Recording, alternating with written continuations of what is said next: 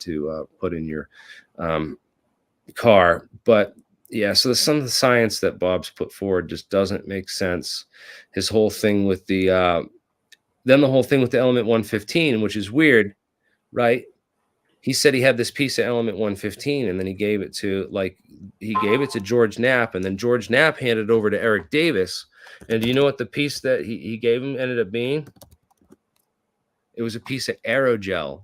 And then Bob said, "Oh no, the aerogel was just used as packaging, and the element 115 was in there, and you guys must have lost it, or it must have got disappeared, or something happened to it." And it's, you ask any expert on aerogel whether it's useful for packaging, and it's not.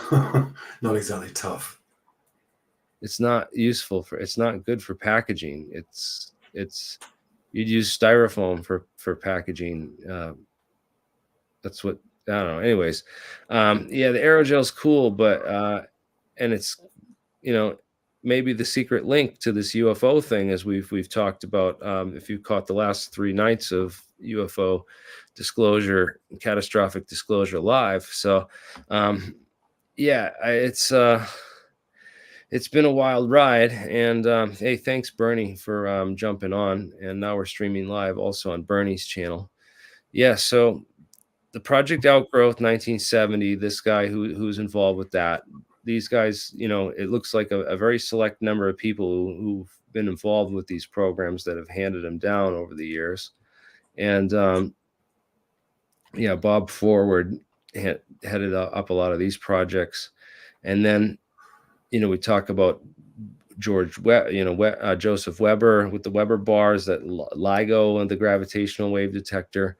A lot of the stuff goes back to that. But yeah, the Zeta Reticuli 2 Corporation with Bob Bigelow, it's almost like Bob got tied up in this whole this business. And this was in 88. Now, I mean, 91 or 90 or something, right? So Bob Bigelow is interested in that, and then he finally decides that, what, I'm gonna start this company, and he's gonna try to work with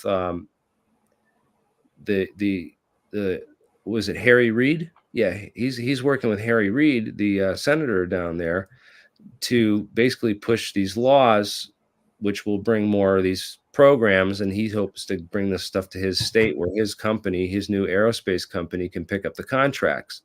Because he's already built this whole lab, which is to be used for analyzing UFO debris and all that.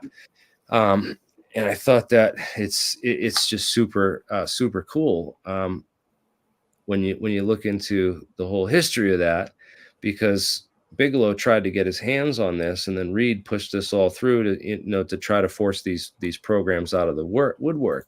And the way they did that is they created this OSAP program. And yeah, you can look up Senator Reid. So Senator Reid worked with contractor Bigelow to create this whole OSAPS program to study the UAP phenomena. And then years later, the same group of people working with George Knapp, still friends with Bigelow, still putting him on these fake interviews where they ask him scripted questions and he gives scripted answers. And it's yeah, same thing. He's feeding it to Joe Rogan too, which is crazy, because Joe Rogan's not digging into any of this stuff or really asking the skeptics or any of the researchers to piece this all together for him. But these are the guys that took over ufology in 2018 with the TTSA group, right? So they came out, well, we got the government insiders, we got the guy who was the head of the whole program, right?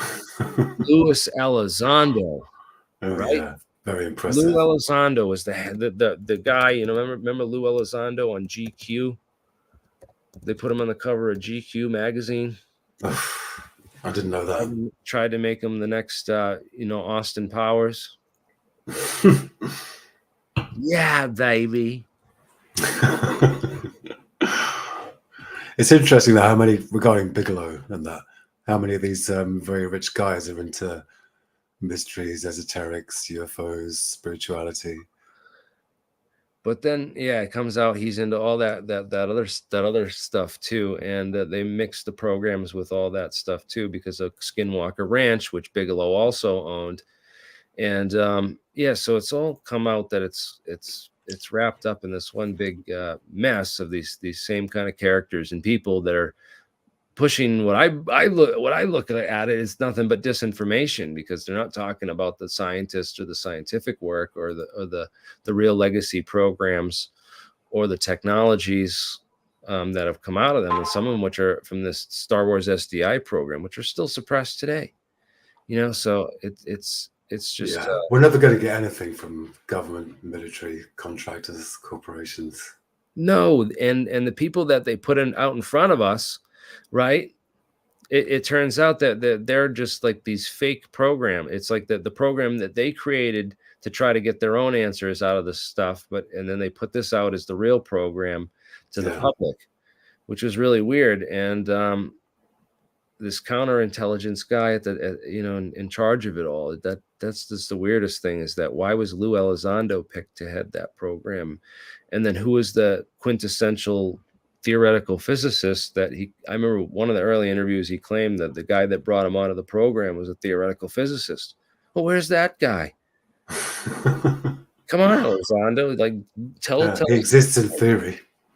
One scientist's name is all I need to be able to go and look up a whole bunch of literature. And now it's a lot of that's the great thing about disclosure, is all you need is the contractor and a scientist, and then one thread to follow. That's it. Just pull the Elizondo is like an untrustworthy car salesman. Exactly. So it's been crazy ride for the last 5-6 years to the Stars Academy, and dude, where's my spaceship with Tom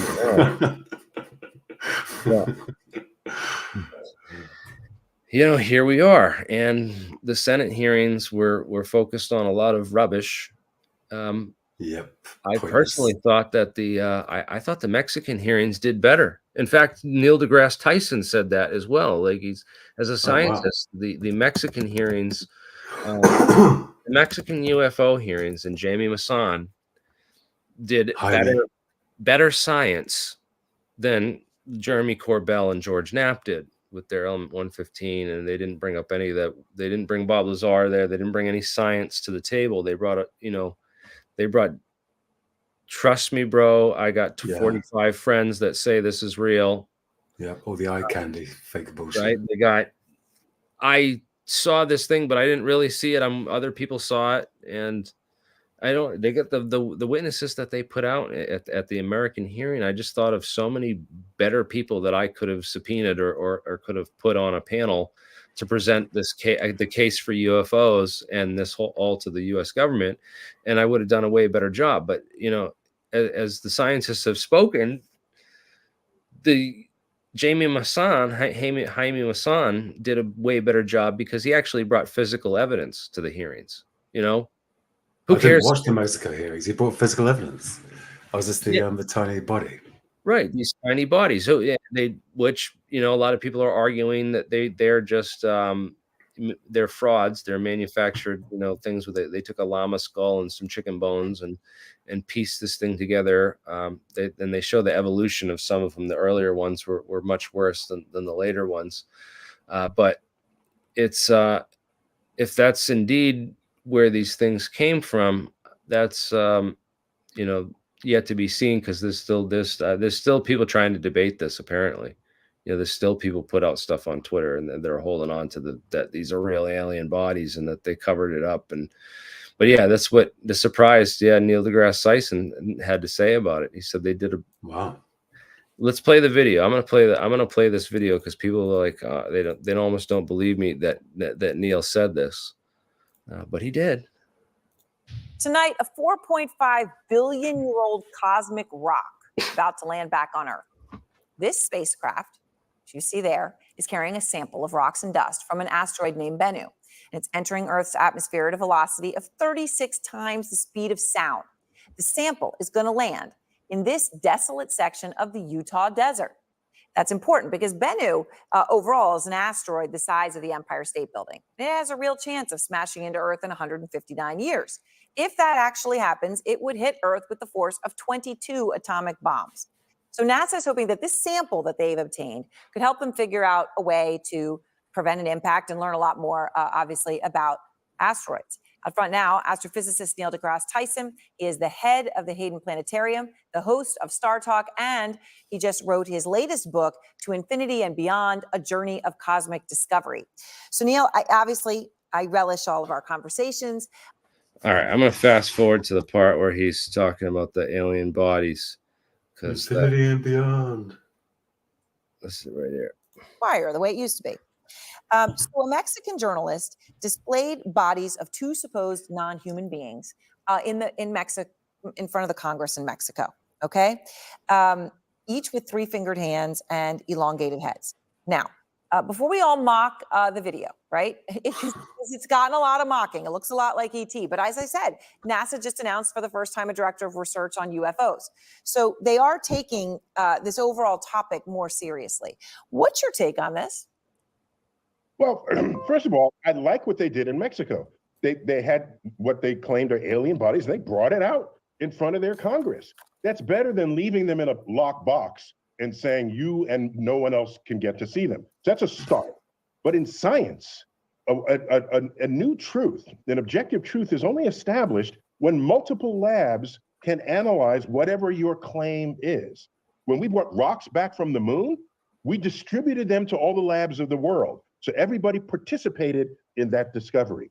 So here, bring out samples to others and let other people, skeptical people in other labs, test this. So either verify it or falsify it, and then we move on. What was your reaction when you saw the images? I was surprised because if they're from another planet, why do they look so human? They have two eyes, a nose, a mouth, shoulders, hips, femur, a rib. Why? Most life on Earth shares DNA in common with us. It looks nothing like us.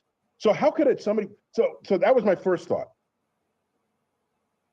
Yeah, right. You share 50% of your DNA with a banana. It's actually a bit more than 50%. I think it's like 60 something bananas. Right. Yeah. Something ridiculous. Something How like you doing, that. Bernie? And then even funny that Neil mentions the moon rocks, that multiple labs tested them because some of the ones that we had sent to the Dutch. Yeah, I remember that. They turned out to be petrified wood. Wait. What? Yeah, I never heard of that. Yeah, imagine that we gave another country a fake moon rock as a gift. They're like, dude, what the heck? We got gypped. Well, what are your thoughts on some of the AI programs now that they've run some of the NASA footage of the moon landings through, and they're claiming that that was now artificial, that the AI is saying that it's artificial? I didn't know they'd done that. Wow. I'd have to look at it and see it. In the last 2 days. I thought the argument that there was a big NASA debunker guy who used to debunk all the moon landing stuff. He worked at NASA for years. You remember that guy's name? The NASA moon landing expert. Well, the only name I know for debunking NASA is Gary McKinnon, who went in the whole found building. Yeah, I know, but dude, I really think we Not did. the guy that made the film moon, A Funny Thing Happened on the Way to the Moon.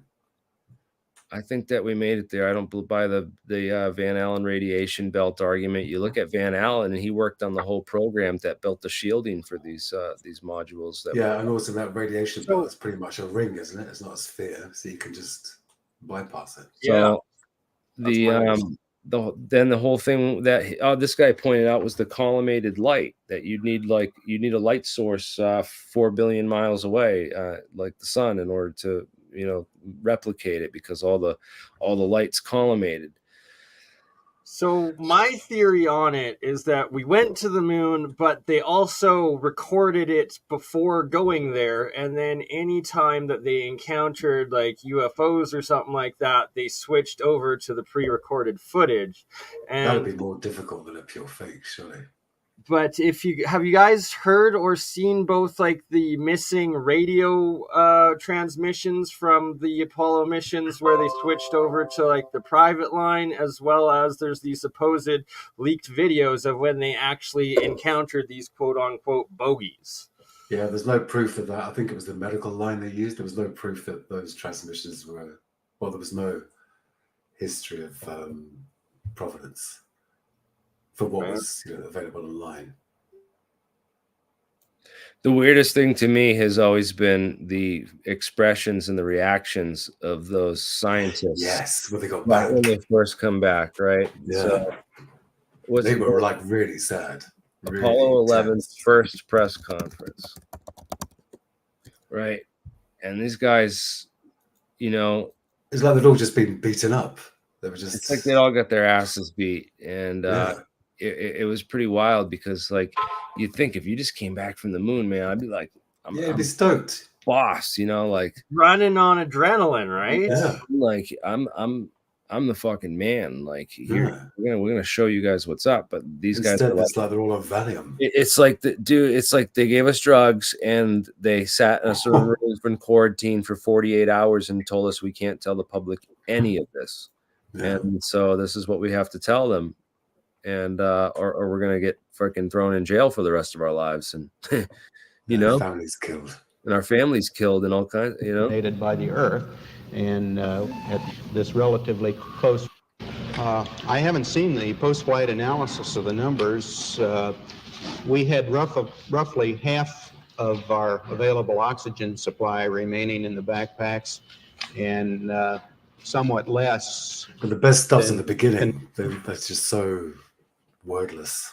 Yeah, the opening up of like, and the Face. way Armstrong just stares off into space like empty, it's so crazy. Yeah. Yeah, like the emotion and life just sucked right out of them. Yep. And it was way past, moon lag time, jet lag time. Yeah, it's not like they were tired and jet lagged, or they had like rested for a while in quarantine before coming out. So it's And a famous astronomer from Britain, Sir Patrick Moore, asked him, what was it? What was it like seeing the stars from the moon? I think he asked them. And the answer was it was just dull, lifeless, like he hadn't seen anything. right. And they could have, I know that it's a highly reflective surface, and it could be hard to see stars with that beneath your feet, but there were times when they weren't on the reflective surface.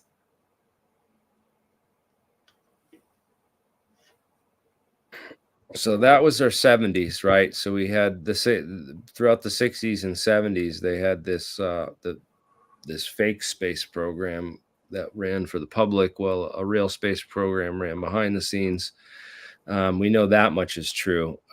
Whether the moon landings are faked or not, I'm not going to take a position on that one. But I'm Same here. and I don't even really want to entertain it because I think there's. I believe we went. I just think that there's so much. I went to the whole museum there where they showed off all the technology and stuff to the people that worked on it and everything. It doesn't seem like it would. We could go back, but why haven't we gone back? That's the real question. I believe we went, but why haven't we gone back? Is the deeper. And that quote of one of the NASA engineers saying that we no longer have the technology that we used. You know what? They lost a lot of stuff. I mean, I used to think it was faked, but then I looked into it, and I discounted most of the reasons people say for saying it's fake. Well, you can like looking up the battery specifications and stuff like that, and how it would work on the moon and the temperature changes, and a lot of the conspiracy is debunkable. yeah, I want to run a poll here in the and see what people have to say about that. That'd be nice. I gotta Do you figure mind maybe bringing up and playing, if you can find these supposed the alternate radio transmissions of the Apollo missions? Because there's a couple that I've heard that supposedly are real, where there's like Armstrong or Buzz talking about these bogies following them or something. Yeah, there's been a whole bunch of interviews. I wish that someone should do that. Someone should make a Buzz Aldrin compilation, because there's been a couple times when he's been pestered so much about it being fake. He's just basically said, "Yeah, it was all fake." He just flips out on the people. And he just loses his shit on them. But if you thought that was just meaningless accusation, you wouldn't flip out. You wouldn't have that emotional charge, would you? Yeah, that was kind of weird, and because I know people that don't believe it, and they say something, they say other things, but again, let's I want to talk more about I guess we could show those if you have them to bring up, Bernie, then I guess we could play those, but I'll try and find them quick. But someone should do like the compilation of what is it called? Buzz Aldrin Best moments. best moments. Right. Did you see they did a second acoustic test of the moon, and they said it didn't ring hollow? Some years ago, possibly decades. And then when he talked about the monolith or something, because it was, That was interesting. I saw that bit. people thought about that. That one came up too. The moon is not what you think. We lied for 55 years. What? This is 3 months ago? I must have missed this one. Come on now. Light out there that's following us. So Oh yeah, I've seen this. unidentified flying on. An Apollo astronaut, Buzz Aldrin, who's dedicated his life to exploring the moon, has made a shocking revelation about our celestial neighbor, the moon. His revelation stands to redefine everything we've ever known about the moon. Who is Buzz Aldrin? What did he discover? What made his discovery authentic? Put on your space boots as we embark on a voyage to unravel the hidden mysteries of the moon. We all know Buzz Aldrin. In case you don't, here's a little about him. Born on January 20th, 1930 in Montclair, New Jersey, Buzz Aldrin is an American astronaut who made history by being the second person to walk on the moon as part of the Apollo 11 mission in 1969, thanks to his colonel father, who played a big role in nurturing his interest in flight. Aldrin excelled academically and graduated with a Bachelor of Science degree in mechanical engineering from West Point in 1951. He did pretty well and graduated third in his class. After that, he became a pilot in the Air Force and flew in the Korean War. He was part of the 51st Fighter Winged SEAL, and he flew F-86 Sabre. I'm gonna get nailed for playing too much of this, guys. This is no discovery, so I don't want to get the copyright strike on it. So I posted one minute clip in the private chat that's supposedly of these radio transmissions. I'm just pulling up another one if you need it. Thank you for becoming a member. I encourage other people who are interested in supporting this channel and the research that we do here to send super chats or consider becoming members. But definitely costs you nothing to smash that like button and the subscribe button. So please do that as well, because that helps us out a ton. I see a lot of new people here, a lot of returning people. So definitely come check us out. Oh, and even Dark Journalist is live now, it looks like, talking about NASA missions and all that stuff. You're on Patreon, Jeremy, rather than giving YouTube a percentage. Striking for its complete.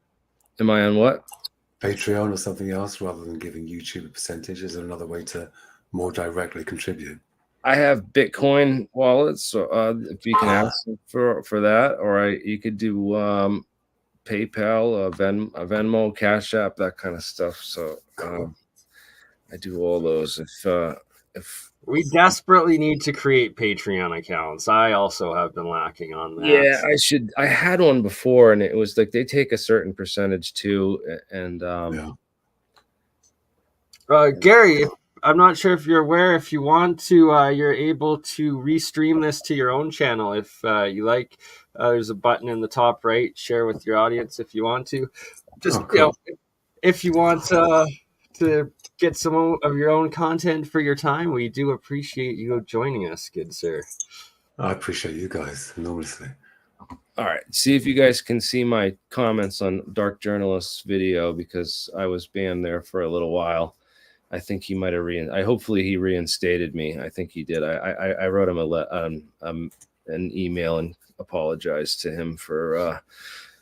I got banned by one of the moderators on the channel for there was an interview that he did about a month ago where it was an interview of himself, and it was this girl that was hired to do it, and everyone was just like, it was like super fake. Like he wrote the questions and gave them to her, and she was just this pretty face there to ask the questions.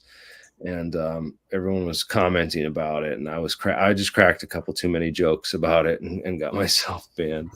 I just apologized to him for that. I'm sorry. That's out of line. But you should do an awesome interview with on alien scientists. I've been dying to sit down and talk to this dude. We finally got John Warner the Fourth to come on the other day. That was an epic interview. If people want to go, if haven't seen that. That was a fun interview, definitely. He's always awesome to watch on Dark Journalist and check out. So yeah, check out Dark Journalist if you guys are into the JFK and UFO file and a lot of those connections. He has a slightly different take on a lot of these things, but some of his information is really good and worth looking into. So definitely, and he's got a super big following too. It's like 2 or 3 grand, 10 times the people watching him live that I do here on this channel. So definitely go check that out if you haven't already. I know that would be an awesome discussion.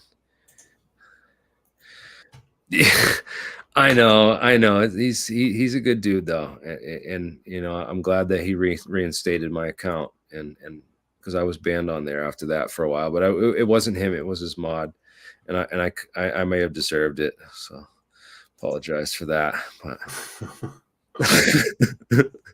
sometimes we get a little carried away, right? Oh, cool! It's working. It's live streaming on my channel too. Cool. And we get some people get carried away in the live chat here too, and that's all right, man. That's what we open it up for that sort of thing. Sometimes human nature. It's a fun time. So we can all laugh and make fun of human nature, right? And if you can't, you're not learning from it. So I'm glad that he has a sense of humor and was not, didn't hold a grudge about that, because I didn't mean any of those comments personally. It was just more my way of nudging you into giving me an interview. Because anyways, that would be great, man. Dark Journalist, respect for this dude's work, and I didn't mean to schedule my stream at the same time as yours. With national. So apologize for that, brother. Definitely an awesome channel. What else is on right now? Bob Lazar on Truth Seekers live right now. Oh, Ashton Forbes is live right now. Still killing it. Look, he's got more people watching him than we have over here. Right, I know. Ashton's been doing some crazy work. It's tough to. I think it's still legit. Like there just seems to be harder and harder attempts to debunk, and then it seems that every second day they debunk the debunks. So I really don't know what to make of it. But here's what I make of it, right? Is that we've come accustomed to this culture of cancel culture, right? That's what we have, is this cancel culture, that we have this culture that's like, oh, well, so and so investigated this and that's been debunked, and now we need to blacklist this person and never talk about this again. And I've been encouraged, not to talk about this again, and it's kind of like why I've been rolling my eyes when you bring it up randomly. And I'm like, all right, I guess we could talk about this, because I don't want to drive a wedge in the whole movement. We've got so much like potential going right now. We've got all these people behind the UAPDA, behind disclosure, behind catastrophic disclosure, and I don't want to drive a wedge in those people, because he's got more people following him than I have over here. And if I go and you know what I mean, I'm not going to be the one it's not up to me to say if it's real or fake or not. And it's not exactly. We're just sharing a story. The thing is, the government consistently and constantly avoids investigations and doing real investigations. and opening committees on a whole variety of topics. It's not just MH370. And yes, there's money to investigate all these things. There was, we had a couple a million that were investigated. Bill Clinton, Monica Lewinsky's form there. So there's. Oh yeah, the blatant denial and misrepresentation from government officials that we put our trust in. It's almost so prolific now that you have to ask yourself, is this an intentional part of the training? It's the oldest where story, literally right? the denial acts as a catalyst to get us to look in all the wrong directions because we think, well, something must be more interesting when somebody's not talking about it than what we really should be looking at, which is probably far more obvious and less able to be hidden. But maybe we just simply shouldn't be paying attention to that because there's these mysteries that they can create endless rabbit holes for that we can trudge down and give up our time with absolutely no hope in sight of ever reaching an end destination, since there never was one to begin with. Yeah, everything's a lie. The people are a problem for the government. We're not the sort of root and branch that we should be. We're a problem to be managed. So they'll always lie to us. Yeah, especially those of us who ask a lot of questions. Yeah. You stinkers looking in my garage, looking in my shed, trying to figure out one. Don't go in the dark places. But Jeremy, if it's up to you, but if you want back on your channel for the sake of just sharing the information, but I believe next Sunday I've got Ashton scheduled again, at least on my channels, as I do feel he should have the right to share his story and update the information. Well, I haven't heard from him in a while since he was on my channel last, so I would love to jump on and cross the streams Ghostbusters style.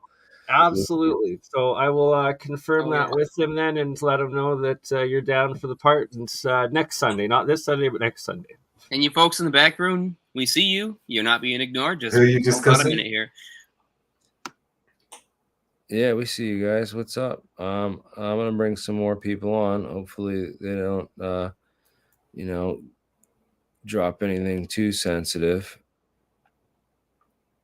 Hey, how you doing? Hey, how's it going? Good. So I wanted to ask you guys if you ever heard of the whistleblower JP talking about he was allegedly a Space Force whistleblower that Michael Sala does an interview with him, and he talks about the ARC project. You ever hear of that? I haven't. I never believe these ex-Space Force guys.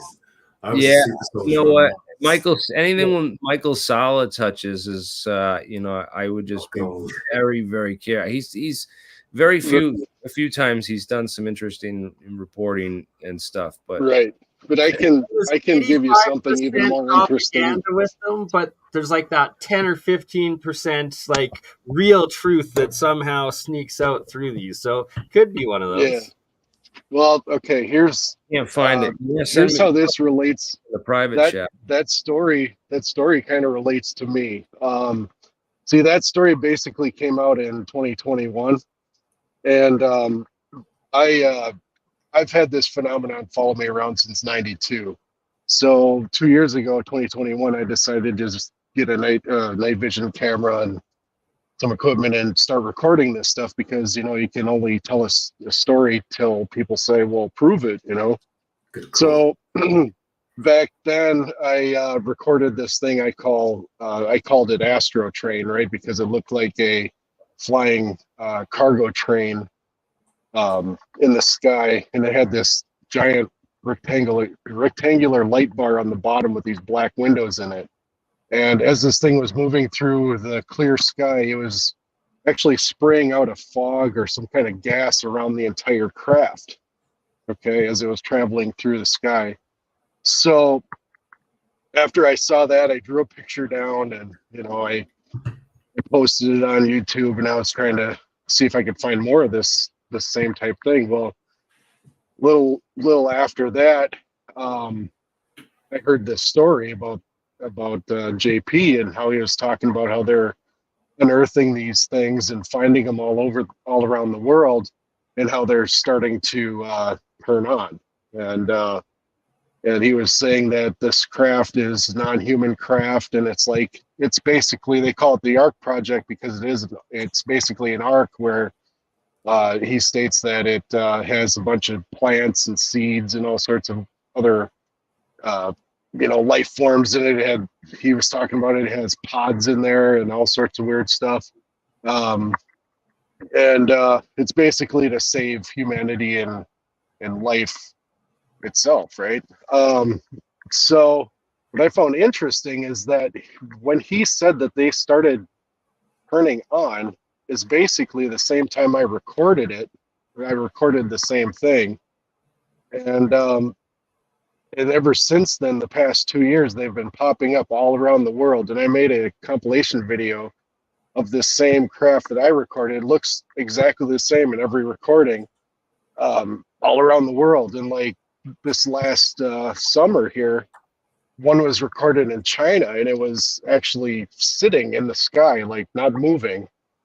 And the people of China called it the sky train because they said it looks like a train, that's just sitting there. They've actually had people try to chase this thing down with drones. And I've been trying to get the footage of this thing. Is the spray trying to get is it glittery? Yeah. Is it glittery and shining? What's that? Is the spray glittery and shining? No, the spray is like a gray color, but like I said, the lower half of this craft, it's got this bright light, like it's white, super bright.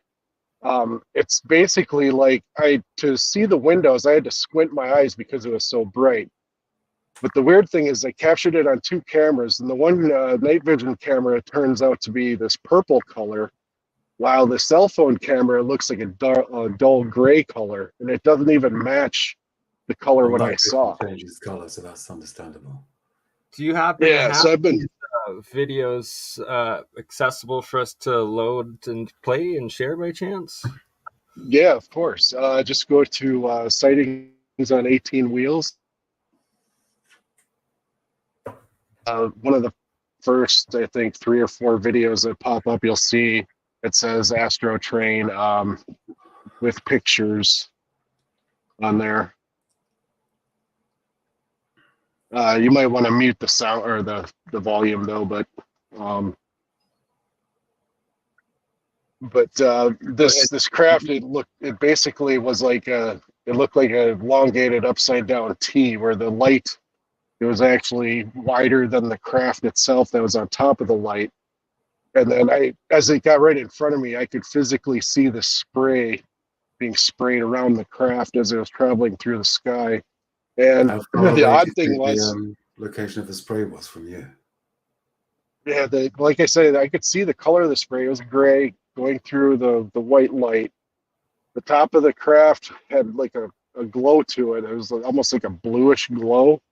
Did you investigate? And no, I don't even know how far it was away from me. I mean, it could have been 3 blocks away, or it could have been right outside our atmosphere. I don't know, but all I know is the thing was huge. But I know the same night I recorded it, somebody 25 minutes away from me recorded the same thing, and they had a pair of binoculars, and they happened to look almost underneath the thing, and they said it had these metallic orbs on the bottom of it.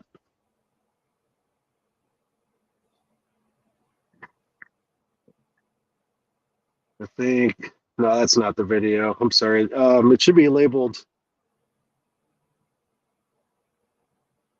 Let's see, let's go down. It should be labeled, it should say Astro Train, maybe. Oh, wait, go back up. Use a search. Right there, Astro Train of pictures. Yeah, just take the sound off. Yeah, I've been trying to contact you, Jeremy, for a while now about this thing. Because I know a couple months ago you were talking about how about a craft, producing some sort of force field around it. And that's exactly what this looked like. It looked like it was like basically it was, I'm no scientist or anything, but it looked like it was using the light to lift the craft up from its smoke it was pumping out. Yeah, it'll come up right here. It'll show up. There it is, the pink thing there. But yeah, what I could see with my own eyes, though, how the spray was spraying out, it was kind of like a a pressure washer. Like if you had a pressure washer and you were holding it in front of you and you were walking through the mist. Nice catch, man. The only difference with this was it was spraying to a point instead of being sprayed or fanned out.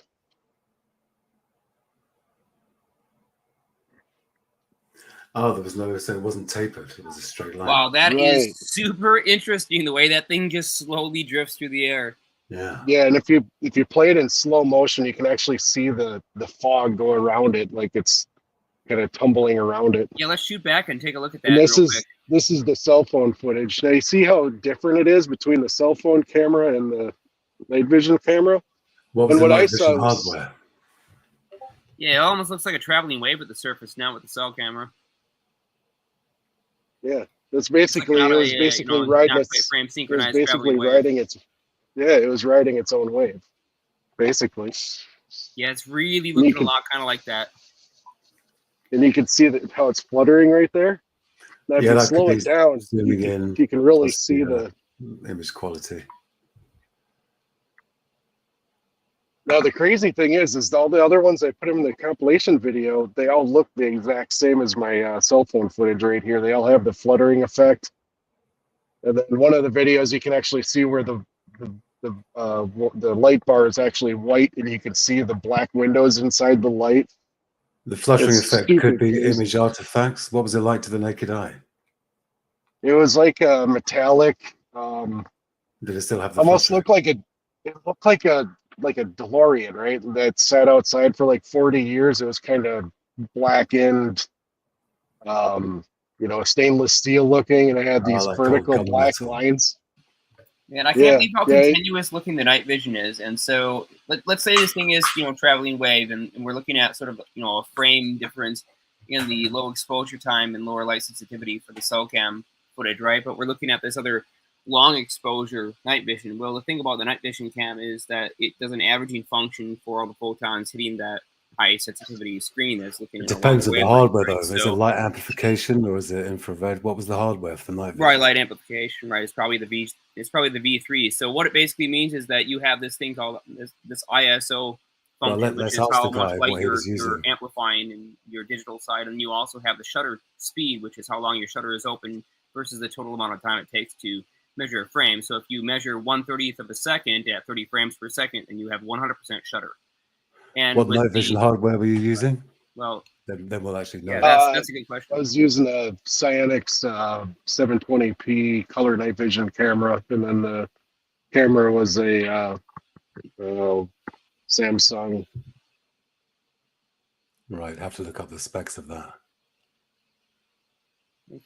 What I'm trying to suggest here is, does it not look like that perhaps from the cell phone footage, it might be a pulsed type of drive that may be sequentially pulsed, whereas the night vision tends to average all of it together, and it looks like it's sort of a continuous glow, but it might not actually be a continuous glow. It could actually be pulse driven along, the linear sequential array. Yeah. From what I saw with my eyes, it was the light was continuously on. It never shut off the whole time I saw it. When I first saw the craft come in, it actually looked orange and red. It almost looked like a fireball coming in. But then as it got closer, it looked like it turned more grayish, whitish gray. And it looked like it was traveling in a fog cloud, basically. Right. So no As it fluttering got- to the naked eye. Did it ever look like Yeah. it was, blinking or flickering just a No. little bit? Or it was just No. a completely steady state looking light source? Yeah, it was just a steady light.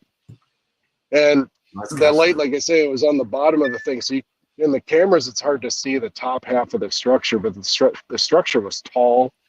It was totally vertical. There was no signs of. I didn't see any signs of propulsion at all, other than the light and the spray that was being sprayed around it. It's a little strange, just the appearance of the recording from the cell phone from your Samsung there, where it doesn't seem to be quite as continuous, and you almost get the scrolling shutter-like effect, as if it's blinking at a frequency that's above what you can visibly see with your eyes. Yeah, even when it Right. wasn't zoomed in.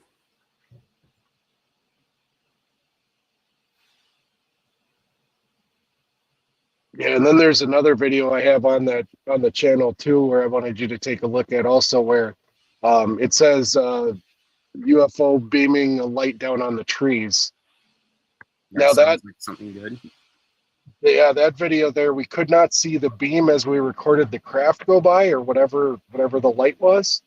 There's upon review after the thing went by, we actually saw the camera picked up this thing was beaming the light down. It's really crazy. I don't even know how to explain it. I really don't. It's worth taking a look at though. That's what makes it interesting. Right. You're like, what But in the I world wanted to moves share that this- smoothly? Really? Very and quiet. Like it's totally quiet. You know what?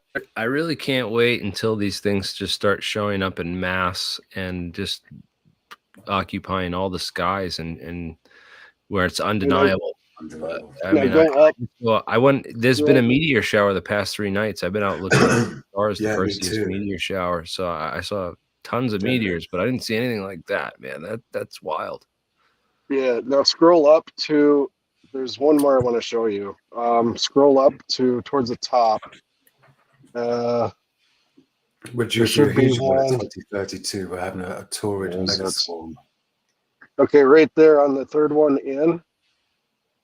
What does that say? I can't read it. The arrival part Oh 2. no! Wait, no. Do the next one over. So the fourth one.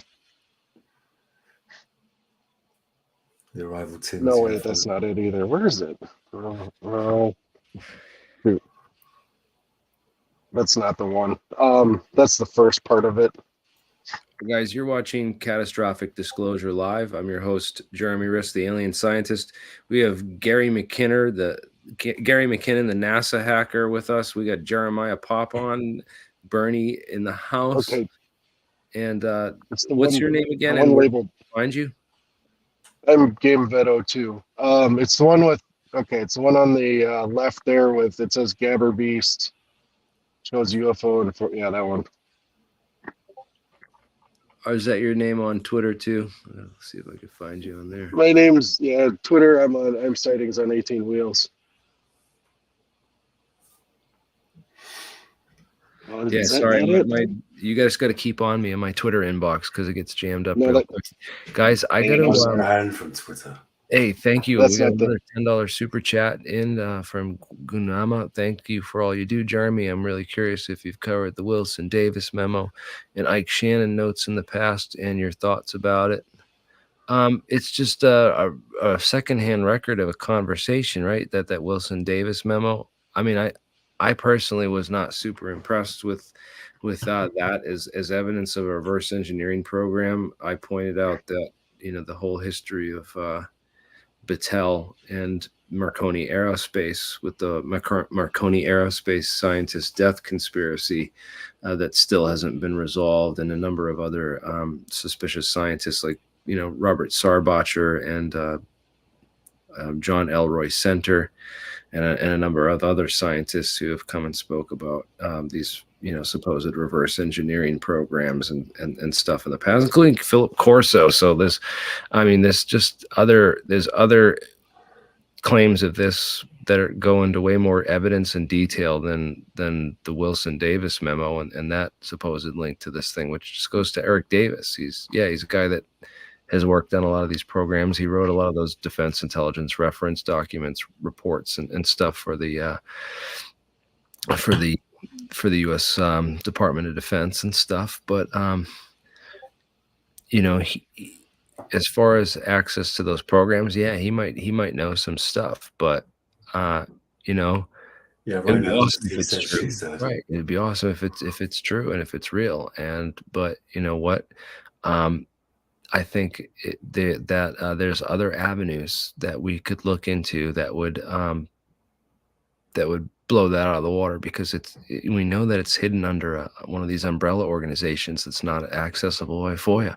It's in a private corporation, private institute. Like, this would be perfect place to hide something like that. So we've pointed that out before. I say that I would much rather them, if I had to waste precious moments of Congress's time and telling them what to investigate in terms of finding legacy programs for UFO reverse engineering, I would tell them to look into Battelle and Marconi, and I wouldn't tell them to bother with the Wilson Davis memo, because where's that going to lead to Admiral Wilson? And all that stuff. You got to go after the contractors and the corporations that have been hiding this for 70 years and running this cover up. Yep. Follow the money.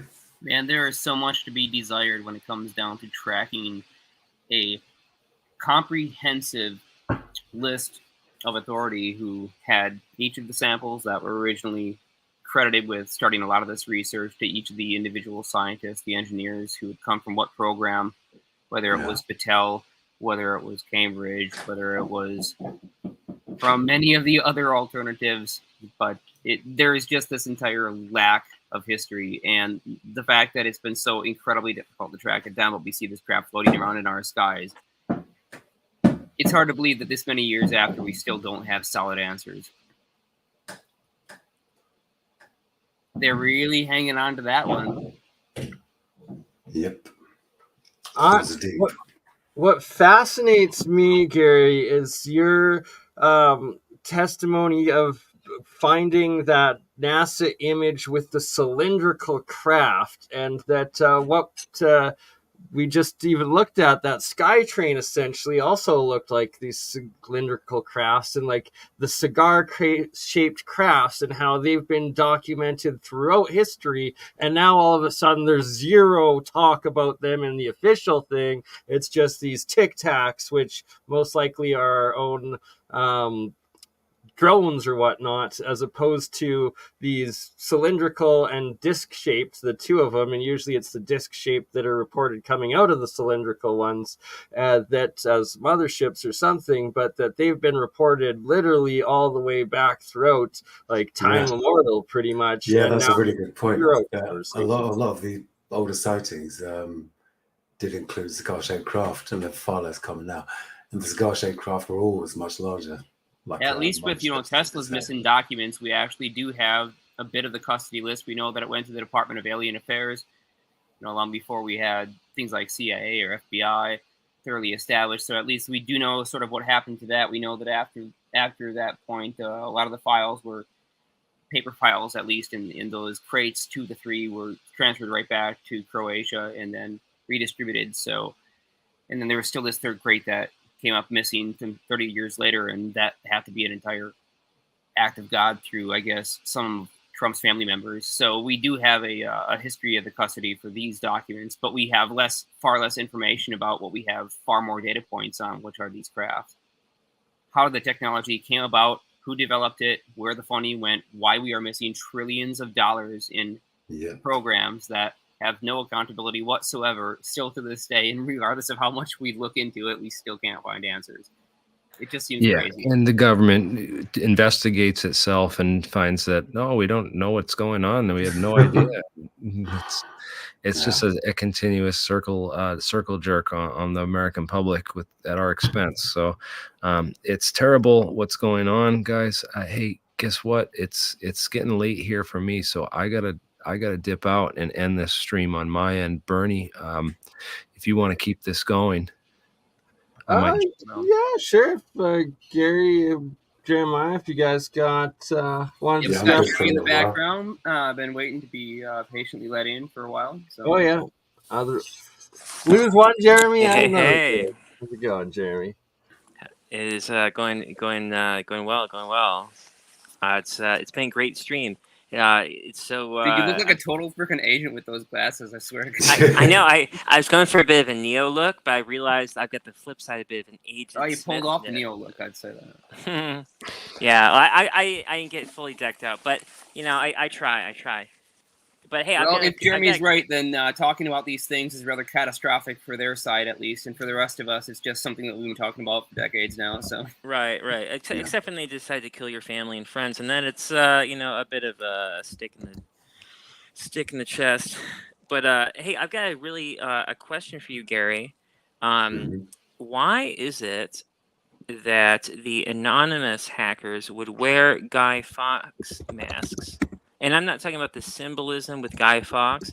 I'm talking about why would they wear a mask to use the computer? Now, I know what I think, but I'd like to know what you think. I don't think they wear them while they're doing their work, if that's what you mean. You don't think that they use it when they just use the computers on the regular? It's just in webcam sessions? Why do that when you're in your own place? Right. I'm pretty sure a piece of electrical tape is probably a lot easier than putting on a mask. Certainly. Well, but I guess if you think about it like this, the television, since I think the 60s or 70s, there has been a camera in the back of the television tube, which is why they put a radioactive sticker on the tube, and why they manufacture it. Like, I've dropped a television. I've opened up a lot of televisions, especially I've never the seen old anything that was TRTs, facsimile to and a there's never camera been a camera ever. on the inside. No. I've got pieces of TV sitting in a box behind me. I can show you the back end. Give me all your flybacks. I can show you the back end of your CRT and your 12 input primary wires, and then your 4 field control coil wires for your yoke, and I can show you your other 4 wires for your XY correction. That's your little steering knob, and nowhere anywhere in there is a spot for a camera on a kind of transceiver whatsoever, unfortunately. So. Okay. All right. Yeah. I was a lot of these things they just get polluted out there in the public, and if you really look into them, like if you're part of something unique that's been going on, and you try to find this stuff online, what you find is a lot of misinformation. This is sort of like the misinformation that everybody was sold on some couple of years ago, where there was allegedly a series of TVs that they claimed were Russian manufacturer that had something that looked exactly like a fuse, because it was a fuse, but was instead filled with what they claimed to be red mercury. And then a series of fake videos were produced, which we've had to debunk on Bernie's channel like 4 times because people keep on bringing them up. Wow, I didn't hear Anyways, about that we took apart those exact same models of TV, so when I seen the images of what were allegedly these very unique and rare to find Russian manufactured CRT televisions, then I'm like, oh yeah, I took that one apart. Yeah, that's a Zenith. Right. Right. That was made in 1982, and I have parts from that one sitting in this box over here, and I can tell you for sure what that is. That's a fuse. That's a nice little 4 amp slow blow, and all you got to do is heat the ends to pop one side of it off, and you just fill it with a red liquid and go ahead and make big videos. So but just be cautious about that. The thing is though that I mean, I remember seeing that video with Edward Snowden where he took apart a cell phone and he removed a particular chip that was doing tracking. And the thing that you gotta remember is that with like the kind of right that is true for sure. But you gotta remember that with like the kind of hacker mentality, like repurposing particular parts of computer parts for a new purpose. I mean, there could be parts in a television or in a computer that were designed for one thing, and that's what they do. There's definitely like the back doors installed into like the computer processors. Like, right, Gary, you can kind of speak on this a little bit. You have knowledge of it, or no? To back what you're saying about this conspiracy concept that all TVs have microphones in them. Okay, so if you own a smart TV, you have a microphone in your TV. It's again, smart TVs contain right. It's not a conspiracy. It's part of marketing. It's well known.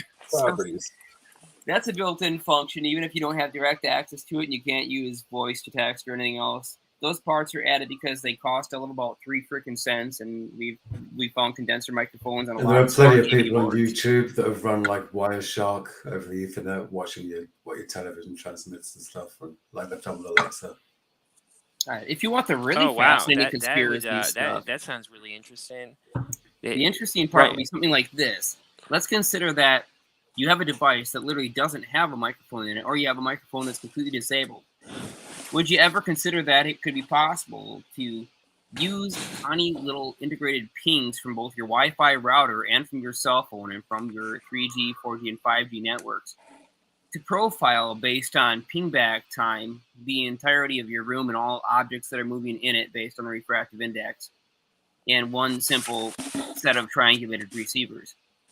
So this is actually a thing. They showed the idea of the technology in something they call the Eye of God. It was in a Batman movie, and they used not just the microphones and the phones, but they used a Wi-Fi ping signal to try and create 3D map outs of entire internal environments for buildings and structures and all, you name it, basically to get this whole sort of X-ray vision layout. And that's entirely a plausible technology. It's already been done. There are some YouTubers who did it for fun, just to see if they could use Wi-Fi pings. And it's even been taken to the point where you can use that signal data, and you can use video analysis data in combination with it if you happen to have a camera that was equipped with that device to look at tiny fluctuations of things like potato chip bags in the environment, or plastic surfaces, or window panes, and actually look for little light reflections, 1 pixel at a time, and from that get all of the wave data at a reasonably high bit rate to interpolate spoken word or conversations that were going on anywhere. And also, what about brain activity? Even the taps Electrical on your signals. keyboards. It's electrical signals being sent throughout the brain, neurons firing, neurotransmitters being activated. They can see all these things. I'm 100% convinced of this, just through the computer, and it's not based on your webcam at all. Computers tend not to have that hardware built into them, but most cell phones do, especially things that are iPhone 13 and newer. Almost all of your Samsung Galaxy series that are newer than Samsung 6, Galaxy 6, and a lot of these things, they have built-in telemetry interfaces, and for the most part, they're not utilized in this type of fashion. Certainly not by the accessible software, and not by anything that the user can ever gain access to. But things like the backdoors that are built in for NSA and FBI, stuff that you can't actually block against because they are completely hack-free access points, and they were part of the agreements from manufacturers directly with these government officials, right. agencies. It's part of the actual hardware. So there's no way you can use a device like that and not have the NSA and FBI access you in that way, right? Right. So by getting one of these devices, you're basically accepting, terms and conditions wise that you're going to give access to these organizations and to these agencies, and literally you have to take that thing apart, and you would have to desolder certain chips, desolder certain resistors, capacitors. You'd have to have the whole schematic layout to know exactly which parts removed to disable those devices. Just like Edward Snowden did, but you couldn't figure that out on your own. You'd have to be an inside person and know, because what's worse is that the same devices used to gain backdoor access are actually part of the critical functions of the phone. So if you disable them for one, you disable them for the entirety. And these phones aren't exactly easy to modify in terms of adding a switch on the side to shut it off. It's not like the old Lenovo ThinkPads or the HP Evo series where you had a physical hard switch to shut off the mic or shut off the webcam, a switch by each, and they would physically disconnect power directly from the down converters into those devices, and when they were off, they actually were freaking off because they had no electricity to run. They don't make them like that anymore, that's for sure. You've just got to assume there is no privacy. No, absolutely not. I mean, the NSA had a hand in every single open source protocol. Yeah, honestly, the closest thing you have now is something called airplane mode. And at least that on the software level tries to shut off power to most of those things.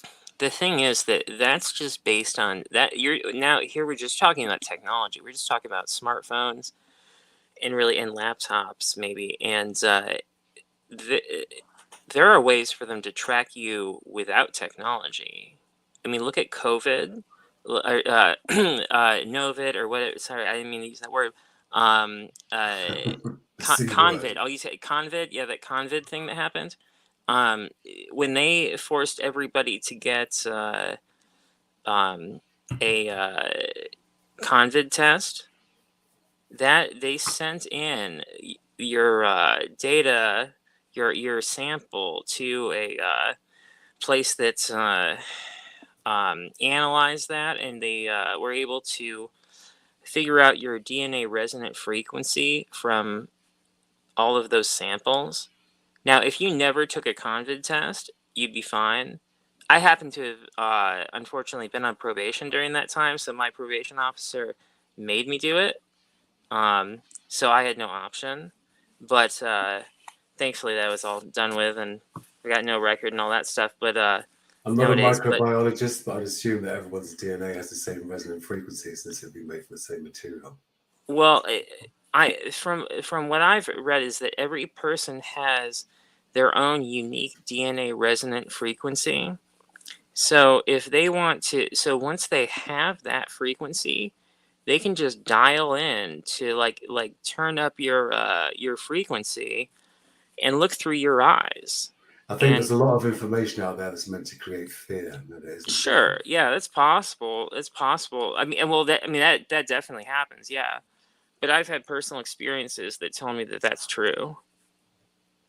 Yeah, there's so much disinfo just to create that fear. But I'm telling you, I'm not talking about the fear population. here. That's the whole point of the propaganda, is to make the fear, put fear in everybody. Because if you're afraid, you're not angry, and if you're angry, you're gonna rise up and do something. If you're afraid, you're just hiding and confused and feeding the fear. Right, and I'm not talking about fear or anything like that. I'm talking, and you do have a good point. You do have a good point. But I'm telling you that I've had experiences where I can tell that somebody's tuned in my frequency and they're looking through my eyes, and they have this reaction. So that right there, you're talking more experiencing the subjective experience. Well, definitely that, but I guess it's almost I think it's a hitchhiker experience, but it's also like a potential telekinetic sort of thing or interdimensional sort of thing, which it's body hijacker, I guess, is what they're referred to. A lot of people talk about in YouTube land. Yeah. Well, I have. Are we live on YouTube right now? By the way, we still are. Yeah. Oh boy. All right. Well. All right. So I'll keep it. Hey, if somebody can somebody post a Jeremy alien scientist G drive link? The Google link. Yeah, G drive, the Google Drive link, the archive. Do they have it? I think Jeremiah's got it.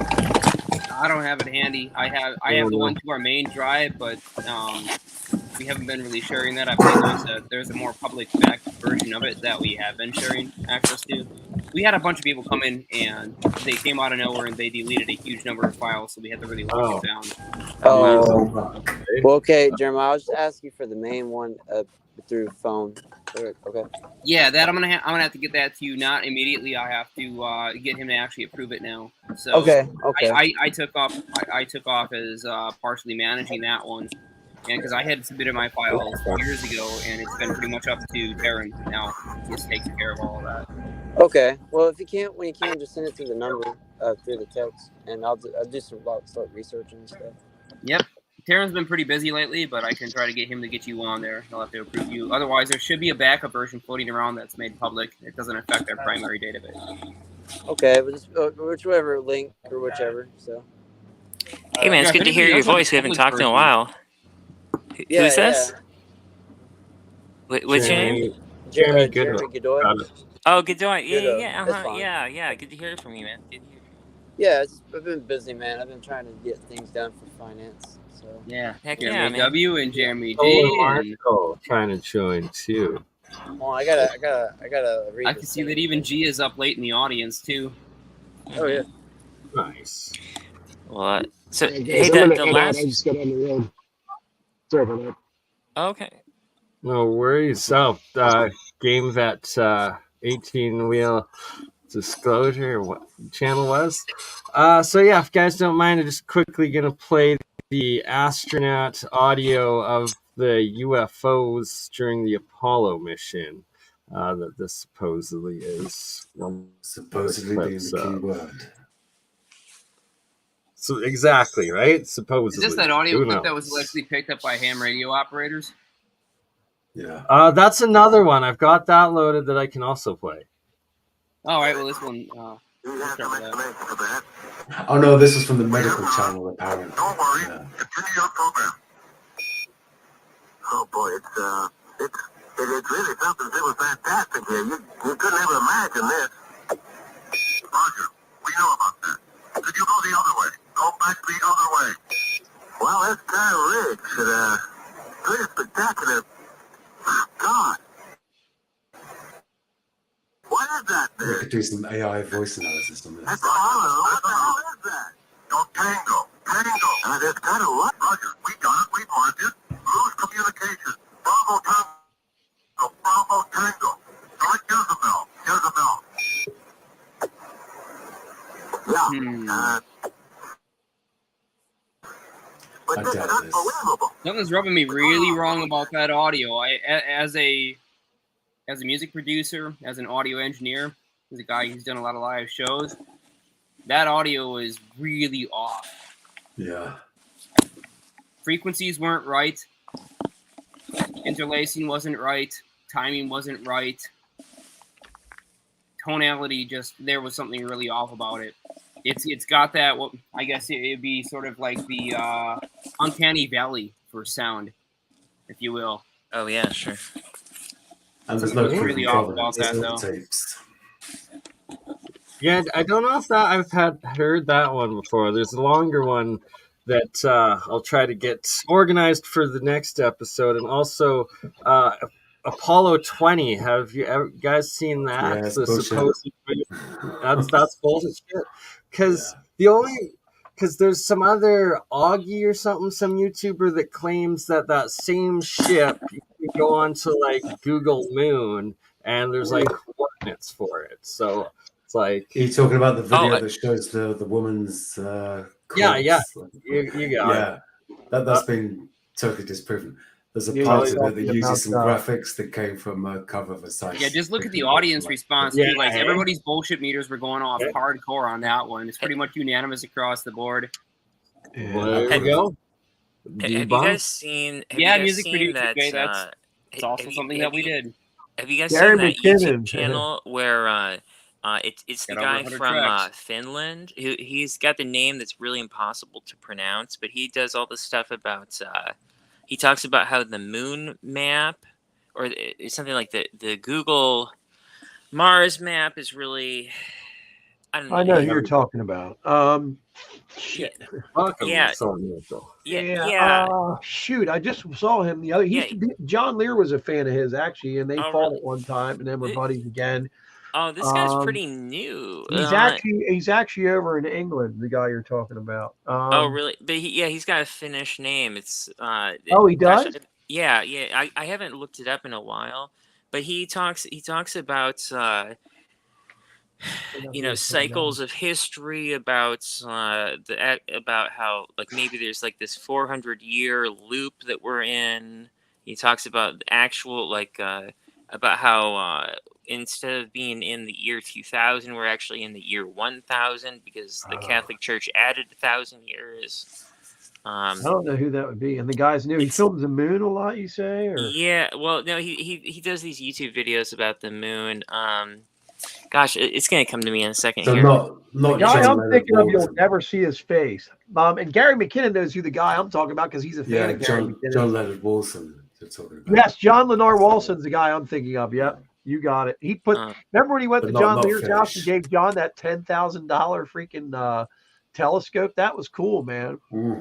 Oh, Yeah, okay. exactly.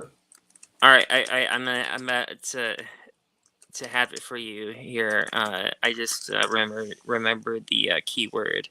It's crater Earth theory. Okay. That's what this guy's into, crater Earth theory, where he talks about how actually we are existing in a crater, and that outer space isn't out up there. It's out over there. Sounds left like the and guy right. we were arguing with the other night here. Let me ask you something. So, what is the name of what? Okay, so if I go to YouTube, what do I type in again? Crater what? So I'm looking for Crater Earth Theory. I'm It's searching. flat, I'm searching so it it's right basically now. flat Earth, but you're in a crater instead of Crater Earth. hole. All So right. he's So he's into an inner Earth theory, interterrestrials, So, right? What you're yeah, getting at. as far as all of those go, mine is I believe in trash can Earth because it is both round and flat. So you know, like It's definitely a trash can. Wait, motherfucker. We're about to scrap here. I believe in not trash can. What those trash things outside the grocery store? The four-sided bin, motherfucker. How is Earth not a four-sided bin with the That's two got flip-up corners. things, man? Corners. Come on, bitch. My people are gonna get your Multi-dimensional, people whatever you pop, want. bitch.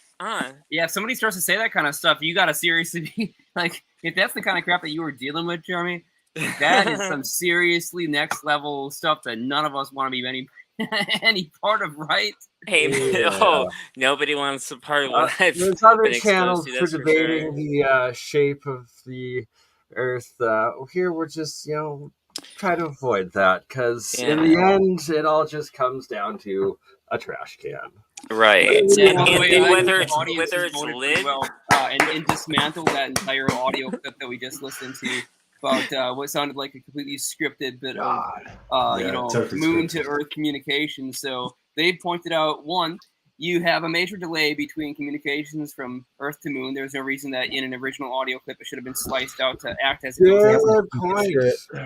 Number two, there was obviously a lack of spontaneity. It sounded very scripted. Totally there was acted. really a lack of surprise in the voice there, and even from what was allegedly the intercepted radio from ham operators, that sounded a lot more believable. And at the regardless time. of that, there's no proof of where it came from. So if there's no Right. evidence for something, But you just have even to more discount it. importantly, okay, so you can download from NASA directly a series of audio clips that contain that quintessential beep that we all heard, the thing that makes it try to sound like a genuine bit of footage, right? But what we lacked from that was, if you listen to the acoustics on the beep, there's a little bit of audio fluctuation as the atmosphere is mildly compressible, and there are tiny little eddies in thermodynamic currents that cause a slight frequency shift in the radio signal. So the carrier will actually cause that steady to go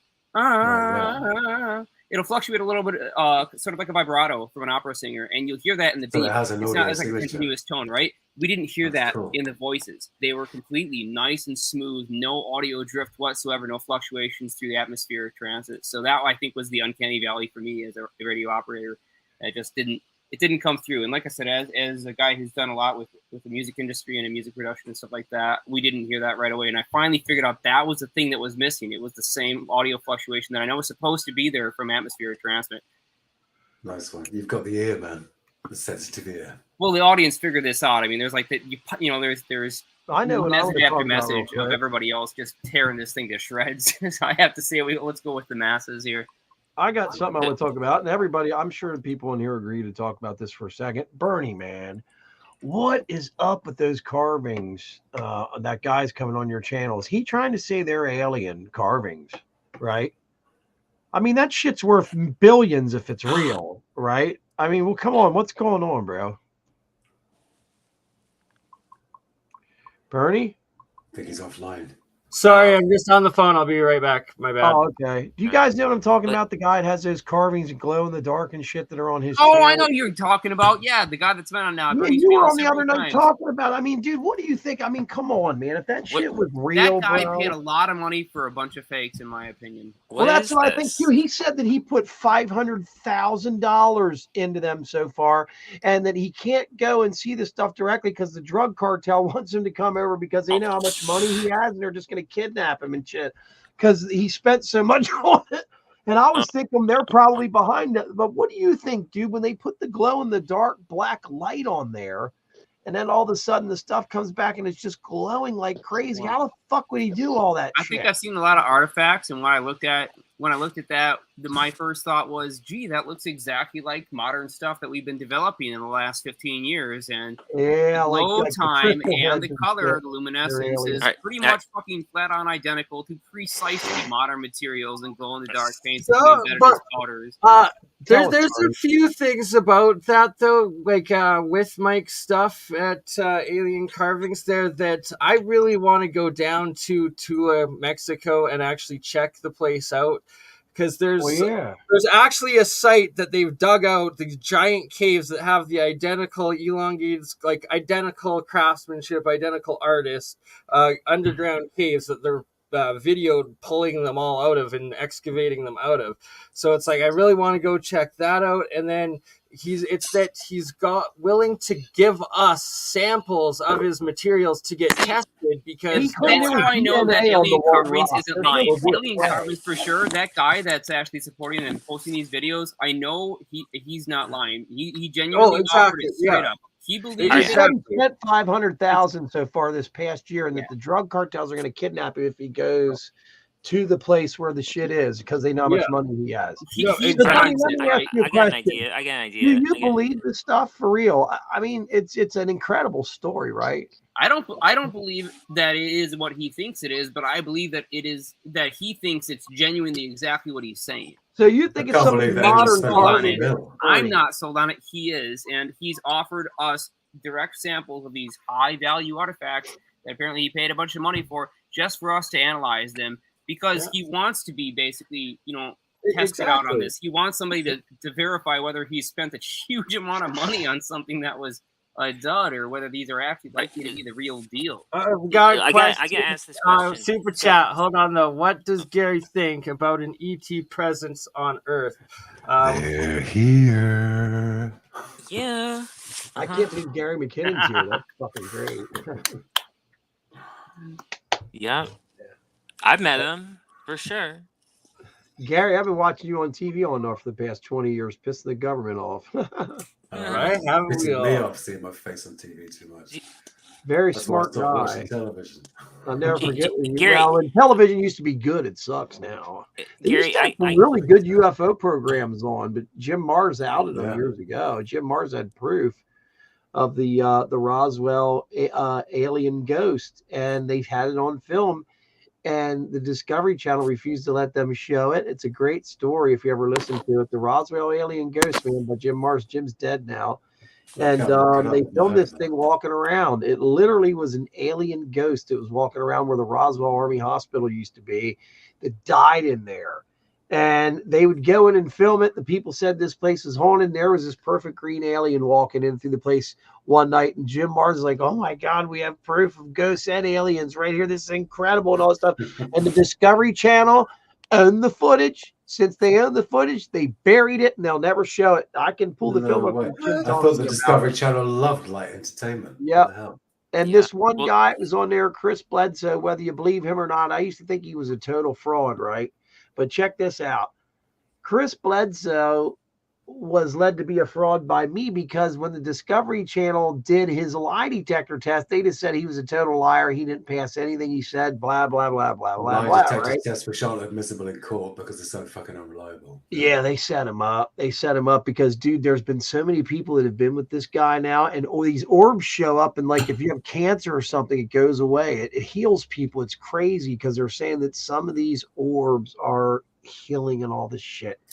I know one person that was legitimately healed by alien abduction. But what I'm saying is, have they ever tried to fuck you over in any type of way, Gary? I've only had one strange Discovery Channel. Because they own everything now. They own the History Channel. They own it fucking all, bro. It's a blanket ownership of all those channels, man. No, so you on, might think you're not on the Discovery Channel, and you are. And the last time I was on Ancient Aliens, they didn't tell me they'd do this, but when it finally aired, they said some people say Gary McKinnon is lying, and they never even. Yeah. I know they've led the crowd to believe that you were lying a number of times on the show. I didn't want to. That sort of disclaimer, you could be like, some people say the Queen of England was a lizard person. Yeah. The thing is, people that are smart enough that can see through this know that for one, the fucking assholes running the show don't know dick. They don't know anything at all. They don't know anything about ufology. I forgot more than they'll ever know. They don't know anything. And once you start to understand that they're just like the mainstream media, but they're in ufology, bro. Everything, your mind starts to open up, because all you got to do is watch them and see what they're talking shit about. You know, it's true. It's amazing how that works, right? I've got a story about the Discovery Channel, because I used to work please for them. tell it. I was on there. I used to be on their Master's Unexplained Files show with Edgar Fouché. And I swear that all they did was interview him and I for 10 hours straight to find out what we knew. And then just cherry pick certain clips. Then tried to run me off the fucking road when my nephew was drunk. Oh, really? Down around DC. Yeah, I live near DC. Yes, sir. Holy shit! You're not the only person that worked with big TV production media networks and also had the serious shit threatened against. They were gonna kill me, man. It's no big deal. I was just like, hey, fuck you. Okay. Yeah, you got to take a stand against those motherfuckers and put them on notice that they're not going to run your life. But when you have nothing, it doesn't fucking matter. I've lost I don't have a wife. I don't have, rookie shit. All she does is complain anyway. Fuck it, I don't have. Although I met this great chick on Bernie's show the other night, and I thought she was some kind of weird bot. Her and I are going to go out on a date. She lives in my town. She's my age. Crypto Alchemist Dating Agency. Come on, Bernie. I was talking to her. I talked to her for like 17 hours straight. I'm like, listen, do you ever go to bed? I'm like, I gotta go to bed. I didn't go to work today. It's like, damn, dude, Bernie hit me up.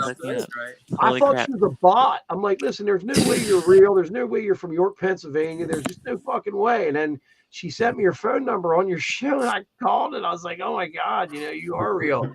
She's a pretty blonde-haired chick, man, but we know a bunch of the same people. It's really strange. So wow, that's rad, dude. That's fate right there. Well, that's what I said. I said, let me ask you something. How is it possible to meet on a guy's channel? We're both in York, Pennsylvania. And I said, we're on a guy in the fucking Canadian Rockies channel. What the fuck's that all about at fucking midnight? Or she's an assassin. Okay, so I have to bring this up.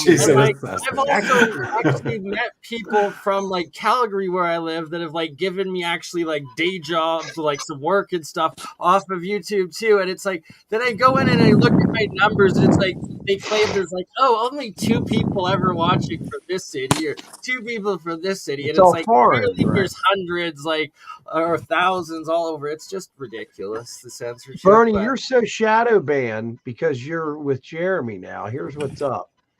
There'll be 150 people watching. Or no, how is that? Hold on a minute here. You will have like, I don't know, 25 likes.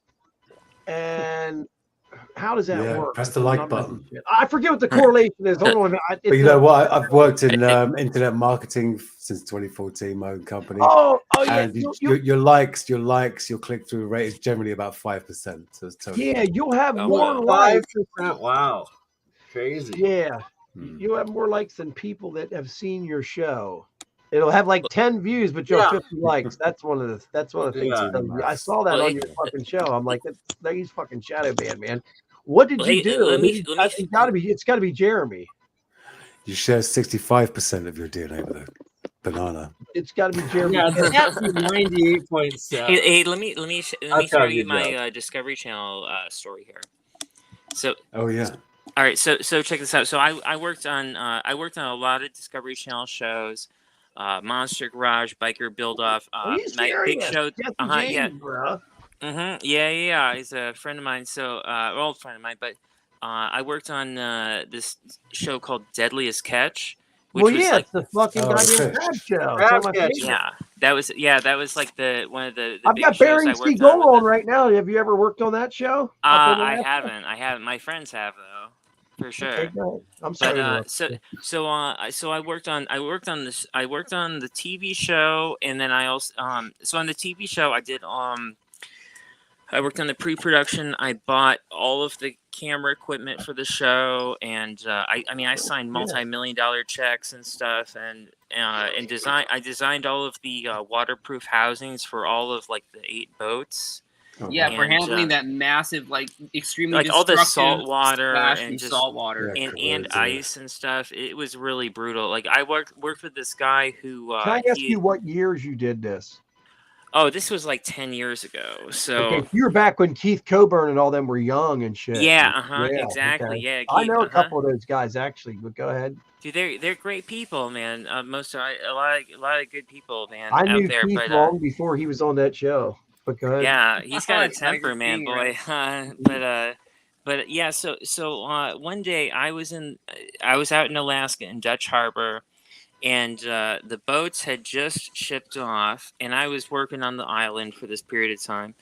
And I walk into the production office, and my production manager, who's like kind of everybody's boss, she's on the phone with somebody, and she's saying, so what happened? So how many people died? 5 people died. Man, that's gonna be great for ratings. Yeah, that's what they say. Well, the boat tip over right back then. Yeah, and There's only been a boat few. The Akiska capsized. too That's some soulless dropped shit, over right? last year. But go ahead. Akiska Bay, I mean, 2 years ago. Right. Wow, really. Well, the thing that's crazy is that she said, yeah, this is going to be great for ratings. And you know what? She was right. I won an Emmy for that episode that I worked on. That she was happened right. in 2007, I believe. That was one of their first couple of years. I can look it up because they've only had a few. Listen, the last time a boat rolled was 3 years ago, and Monty Coburn lost it. Remember, was getting drunk on the boat and crying and said he couldn't go through it anymore because his best friend Gary rolled that boat over. Then rolled over. They left the door open in the bottom, and the waves were coming in, and it's filling the bottom of the boat up, and the pump's not coming on to pump the fucking water out. And this boat, it just starts tilting sideways. What happens is all of a sudden it just completely flips over all at once, and they all died. It was, I think, 15 of them. And they were not far from him. And check this out. You probably know this by now. Back when you were doing that, they didn't have a follow boat, right? Or did they? Now they have follow boats. They just Boats started that doing follow that, the other boat when they're filming, right? Yeah. That's my friend started that. Yeah. And that's a really good idea because that way, if they have a major problem, they can jump on that boat. And that's happened already where they've jumped ship onto the other boat, getting a life raft. That Dude, I did the Coast Guard training to get in your survival suits and throw off the self-inflating raft. And dude, I've never realized how fucked I was gonna be when I did that. Can I ask you what captains you were on, or? Oh, I was out with Sig Hansen. Oh, Sig's great. The Hansen brothers the Hansen. Well, the one Hansen boy quit. His brother quit. There's 2 brothers on the show. They don't show the one. Yeah. Quit. Well, they said three brothers, really. Yeah, 3 of them. And then the Hill Strands. One of them quit and came back. Yeah, those guys like that party, I hear. Yeah, well, dude, you've been on with some really good people. The Hill Strands are top of the line. They're finished or not finished. They're what are they? They're well, Sig is Norwegians. Yeah, they're Norwegians. Now his daughter's gonna be taking the boat over. His daughter reminds me of a tall white alien, dude. She looks just like that, bro. She does. Hey, man, you never know. So let me ask you something. How did you get involved? Like, dude, how on earth did you get sea legs, man? You go up there and you're holding a camera. Are you a camera guy? Yeah. I'm a These cinematographer boats by are going trade. like this, man. They have 20, 30, 40-foot waves. And the cameramen have not gotten their legs under them, and some of them like vomit all over the place. You come out and start filming this shit. How do you do it, man? Well, I was seasick for 3 days straight, and I knew I had heard that if you're seasick for over 72 hours, that you might die, and that because there are some people that never get over being seasick. Yes. And so at 72 hours, so my rule at that time, because I've filmed all over the world with all kinds of people. My rule is I pick one person who I'm gonna trust, and if they look like they've got shit under control, I'm gonna have shit under control. But if they look like they're freaking out, I'm gonna freak out. So what happened? So at 72 hours, I looked at Sig and I said, "Look, man, I've been puking for 72 hours. Am I gonna get better?" And he looked at me like he was scared. Yeah, I guarantee he was. At 72 and I was like, hours. "Fuck, dude!" But you know what? An hour later, all of a sudden, I felt like eating a popsicle. Yeah, your equilibrium straightened out. So what happened? Yeah, I knew that I was good at that point. So after that, I was good for weeks. I can't believe you're on Sig's vote, man. I met Sig one time. The funny thing about meeting Sig was I thought he was tall like me. He's fucking short. He is. He's not that tall, man, at all. I thought he was real tall and she's a short guy, man. No. What's short in America? Because everything's big in America, isn't it? What Well, counts I as mean, short? under 6 feet, I'll say. I'm well over 6. You know what I mean? You know what's funny is that one time I was up in the in the wheelhouse with him, and he threw out this Pepsi can out the window. Jeremy. And I was just like, dude, what the fuck are you doing? And he just looked at me like I was so dumb. And I was like, dude, what? Well, and I was like, dude, there's no trash can. He was like, Jeremy, let me explain to you how fucking dirty the ocean is and how all of this shit works. And he proceeded to explain to me all of where all the trash goes and where all our trash from the cities go and all that stuff. And I was like, oh. They're real conscientious about the environment. Man, even before all our dirt was in the ocean, it's still very dirty, bacteria-wise. Yeah. Sorry, go ahead, Gary. They do a lot of fireworks, don't they, too, Jeremy? Sorry about that, Gary. Go ahead. I'm sorry. That's okay. I was just saying there's lots of bacteria in the sea anyway, even before it was polluted. It's funny you said that. 1 year ago, almost today, the aluminum can will just like dissolve down erode through the salt water and like turn into monoatomics pretty much. Well, I do want to get. I want to get to what Solar is talking about in terms of how these cans are going to erode. I want to get to what Jeremy's talking about. That was a follow up to what the story was. He was already telling, but let me just toss another one in there for the sake of distraction, since we're so good at chasing squirrels. What was I on? We forgot exotics. Jeremiah? Well, you had mentioned, you were going to talk about what happens to the can, even though it was tossed to the side like litter. And Jeremy was going to go on using the story about somebody littering out of his vehicle as a catalyst to the next point. But I wanted to disrupt that and even add a third one, which is, I was driving along in my little Ford Escort. One of the problems with you, Jeremiah, is you're so fucking smart that if one more person out in that crowd tells me when I have a fucking 102 fever, I had COVID this week. I was deliriously sick the other night when I was on here and I didn't even know it. I had a high 103 fever, man. I was like, holy fuck.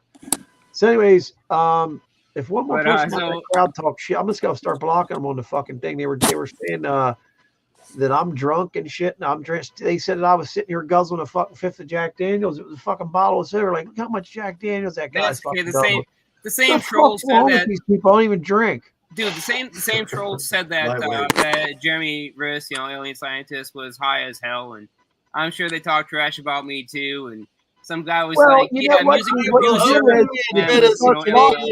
am high as hell on marijuana, but that's all I do." And and see, I would have never caught that. I would never caught that. Yeah, this is a part of the social side that Jeremy, luckily, you don't have to deal with.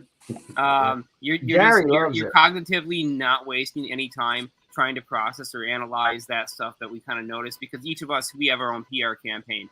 Hey, I want to do something here. I want to give it up for the man wanted by fucking Joe Biden right now, Gary McKinnon, folks. Oh, yes. Gary McKinnon is back to the story, and then we'll proceed. Regimes in a row. So I was driving around with two other people. One of the people that I had in the back seat, they decided to throw out a soda can, a little can of Coca-Cola, out my window, and thought that was perfectly fine at the stoplight right as we were about to take off. So light turns green. They toss the can. I accelerate. I hear the can hit the ground. I slam on my brakes. I said, "Who the fuck just threw that?" "What are you talking about?" I said, "Right side. I heard a can hit that ground. And I'm not stupid. You're going to go outside and pick that son of a bitch up, or we're not moving." Too right. I said, "I will wait here until the fucking squad car pulls up, because I have to pay out of my pocket as a taxpayer working a job for somebody to come and collect that thing. And you're making my life more expensive. So you're going to go out and pick that up right now, or we're not moving." Too right. I'm getting a picture of me and Gary McKinnon together. So the Martian, you're sniffing a lot. You're going to the Martian right there. It's me and fucking Gary McKinnon, bro. We don't fuck around. Hey, me too, man. Gary, do you still do any coding or hacking or anything like that? Shit. Not hacking. Gary. My mum would Oh, kill fucking me. filming us. I wanted to take a picture. Hold on a minute, I'm Gary. sorry. Yeah, there we go. Well, that was better. Yeah, I'm filming our asses. Hold on. Coding, yeah. Good, Gary. That's pretty cool. Gary, go ahead. Devil horns right here, bro. Peace, peace. Yeah, everybody, I got us all. Jeremiah Hell jumped yeah, in. Holy bro. shit. Birdie's Why in this not? motherfucker. Birdie in the house. Here we go. 1, 2, 3, 4, 5, 6, 7, 8, folks. Just take a screenshot, man. Oh, there we go. One legendary panel. I'm going to quickly step out for a cigarette, and then when I get back, I would love to talk with Gary and Jeremiah about the current experiments that you guys have been working on and posting. I've had some stuff. Yeah. Gary, I have Oh, something there's I always wanna science ask you, happening buddy. here in this lab. Real quick. Hold on a minute there, Jeremiah. Solo, I've got a question for you. Oh, shit. You're Oh, wait, sniffing hey, a hey, lot. gi- You've been on the marching powder? Oh, shit. Sometimes. No, he's Eddie's All curling right, every give me now and one then. pose. Every now and Give me then I one hit pose it. of a photograph, everyone. All right, 3, You know 2, what I 1. mean? And then Boom. I hit this marching powder. You know what I mean? Oh, look at you! I don't have my phone. All right, cool. Thank Every you, now and guys. then. Appreciate Okay, it. so Gary, what did that ship look like, bro? That you saw? You know, what did it look like? Cylinder with rounded ends and domes that look like golf balls. With the little dimples. Domes that look like golf balls. So let me ask you something. These Like a domes, radar array. could whoever was inside of it look out of it and see space, or what are we talking about here? Or the sky if they were in Well, it? this was solid white, silvery white. No windows, no transparency, no Because I ribbons. never seen any images that you drew or anything, and I thought he doesn't want to because it's You- been a like couple. simple. You but gotta I- get hooked up with a dude like Mark McCandlish. I know he Mark's is dead. dead, He's dead. but Mark's but dead. get Oh. hooked up with someone like him. I I checked know some Michael emails with Spratt. him. He's the best artist around. He would be able There to you be the best go. friend. There you No, go. let me show you Gary, Michael. you're actually stating that it's looked more like one of those radar domes. Unfortunately, Like we only you know, started like emailing the shortly White before he House, died. right? Oh, you got the Somebody actual hard Somebody copy. earlier was asking for some of Michael's drawings. Check this Secret shit out. Let me sauce. show you All I right. didn't, wait, so I didn't know that. I thought he hired somebody to do those drawings. No, No, he's dude, well, he that's was some the of artist. he does. Really? the Dude, he is artist. That super. guy that you're Here's looking my He's at thing. super his brush strokes talented. on these pages. Yeah. Like he was the guy that This is a hand real drew the tic tac outlines that and was painted them in. seen. So he listens to somebody's description and then No, draws they it from his draw. mind. Literally, Look yep. at this. Yeah, This was amazing. a real tic tac McCandlish was thing better. here McCandlish actually read the from the technical Navy in the descriptions 60s. from the Navy, from the military, and based on the technical descriptions And scared alone, the they didn't shit even out give of him them. pictures. He Dude. would draw these things for magazines. That's how Man, good. I've got some really cool he's hot images. shit, dude. I since we're still live, I'll keep it PG, but I'll bet he's got no problem with the ladies. He is Fuck, now man, that he's Michael's dead. never been laid. What are you talking about? He's been laid to rest. He doesn't pick women up. Rest Michael doesn't have in that kind of. peace. He doesn't know how to even talk to his wife. He had a everybody girlfriend at knows the that. time. He had a girlfriend at the time, and rumor around the He street gave her all was the that fucking they money. didn't get Remember? along very well. Oh man. Ran See, off that's Also, what have, sucks, man. have you ever noticed that once There's a someone is Puerto onto Rican something, whore. they suddenly get a new girlfriend and then everything goes to shit? Oh fuck Yeah, yeah! I mean, dude, Oh when you're fuck paying a Puerto yeah! Rican prostitute, she's not really your girlfriend. Like John Hutchins, I love him to death. We were in email contact for about 20 years. Nancy, Nancy. I like a bitch that likes to party for 3 days. Uh-huh. You know? What's that? Nothing. Dude, I feel like Gary likes to that's party the with story ladies. of my life, man. I was doing real good with my film work, living in LA, and then I got with the wrong girl, and my That's the everything went trouble, to isn't shit. it? Your mum Her name says to you, you've Amber got to Heard. find a good woman, but Amber all you Heard, want by is the two way. bad ones, you know? You're out in Hollywood. Her name Amber Heard. Look out for her. She fucks all kind of people. And she was a Johnny Depp. She killed his dog. Sometimes it's not even the personality. Sometimes it's the timing. You look at when somebody shows up. Johnny Depp said she smelled just like dog shit when she took her underwear off. I Yeah, threw up. that's how Andrew you know Askins, she's how you been doing with other tonight, bro? guys. You're smoking Hey, that man, fat cigar good to hear there. from you. Sweet. Yeah. I would offer you one, but you're on the other side of the pond, so. Mike Yeah. Track did this What's up? book. What's You up? can order it. It's called The Dark Files. You can order it from Amazon. This book here will cost you. It's very expensive. He'll autograph it, but it's worth it because he puts all these colored. Where do you get a book that's got colored photo pictures in Right. it anymore? You That don't. that, Okay, that took a it's lot of great. money. Fucking, they don't print shit in China like that, right? Okay. Mm-mm. This book was like $60. It's well worth it. I got the Area 51 books from his Oh, friend man. over I there. just bought that They All Told the Truth for 60 quid. Yeah. I haven't Yeah, seen they it on do tell Jeremy's the show truth the for other 50 night. quid. And for 90, she'll stay the night. So, anyways, Man, dude, you are on tape. yeah. Well, hold on a minute. Let me tell her to shut up. Shut the fuck up back there. Okay. But, Seriously, like she's this all I didn't fucked realise up. there was some freaking stand-up really comedy old tonight. raunchy western with Let me bang another one out. rated folks. R. He's having a line on cam, man. What the fuck? Well, Solar has never been one to be known for holding back his opinions, his words, or his thoughts. That's Solar like that man, I guy the love other you night was already. saying about me drinking. I'm like, I wanted to say, don't you ever insult me with the fucking word drinking. I don't drink anymore. Jeremy and me hook up in York, PA. We roll out of here to West Virginia, go meet Michael Schratt. We get down the road about a half a mile. Jeremy pulls the biggest bag of marijuana out I ever see in my life for personal. This fucking bag of weed was that tall and this wide. He's got a subscription or whatever the fuck you call it, right? I'm like, holy fuck, man! I'm looking at Subscription. are falling out onto the floor, and I'm driving Ed Foucher's old Cadillac, right? We're rolling down the fucking road and shit like that. I'm like, we ain't never gonna make it to West Virginia. We're gonna be so fucked. We get down there. Here comes little Michael Schratt, right? Michael Schratt weighs about 14 pounds. I'm like, what the fuck? I never met him before, right? He comes walking around the corner, hey guys, and he's this thin, dude. And I looked over at Jeremy, and Jeremy looked at me and shit, and I'm like, oh, hey, Michael, and shit. And I went to hug him and almost broke every fucking bone in his fucking body, right? I'm like, oh, I'm sorry. So Michael doesn't want to come sit at the bar. He's like scared of all the construction workers at the bar. I said, dude, I'm looking for a fight. Shut the fuck up and sit down over there. So he comes over and You could have just stood to the side for 5 minutes and waited for the ordered, wind to blow, and he would have just, flown up like a little leaf. They ordered 2 large pizzas from the bar. I'm like, what the fuck do you mean? Or if you looked like a lion, you could have we were snorted him. drinking down there, but Jeremy was 14 drinking. pounds, he But says. Michael Schratt is very, very clueless on life, guys. He just doesn't have a fucking clue what's going on. Dude, that was funny. He I'll be honest. believes anything. Yeah, you but tell him. you know what, Solar? We're all clueless if we're in a different environment. Yeah, I don't really know hardly anything about Michael Schratt, but I do know that was funny as hell. Well, Jeremy and me got in the hallway finally after Michael had gone to his room, and I looked at Jeremy, and Jeremy looked at me. I said, "Dude," he goes, "Is he an alien?" I said, "Dude, I think the same thing. I think the motherfucker's an extraterrestrial." I said, "There's no way that guy's fucking real. No fucking way." And to this day, I wonder. You know what he did? This is no lie. So we went to this goddamn library that was dedicated to some guy that was a goddamn child molester, for Christ's sakes. Jeez. We couldn't believe that was the truth once we got down there. I'm like, Jeremy, this guy's a fucking convicted child molester that we're fucking researching. He was into UFOs. His name was Gray Barker, right? Michael printed out and Xeroxed 1,800 to 2,500 fucking pages on this guy in the fucking copier machine. Had 2 people help him from the fucking library, paid him all big money. You should have seen the money. Look like a drug deal going on, right?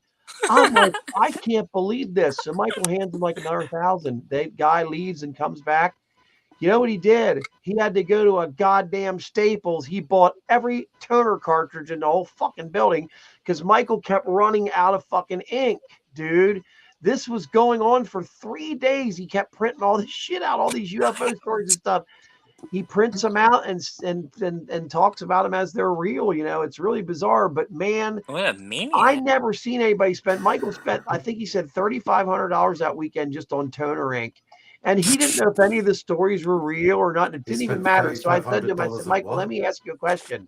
Where do you store all this shit that you have, right? Because he said, this is all I do, Dan, is fly around on the weekend in planes.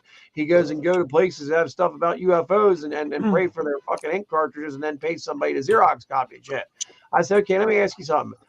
You know, what's going on, dude? Are you okay? And he's like, yeah. He goes, he says, I spent about $3,000 or $4,000 a week doing this. He goes, every bit of my savings goes to this. I'm totally broke.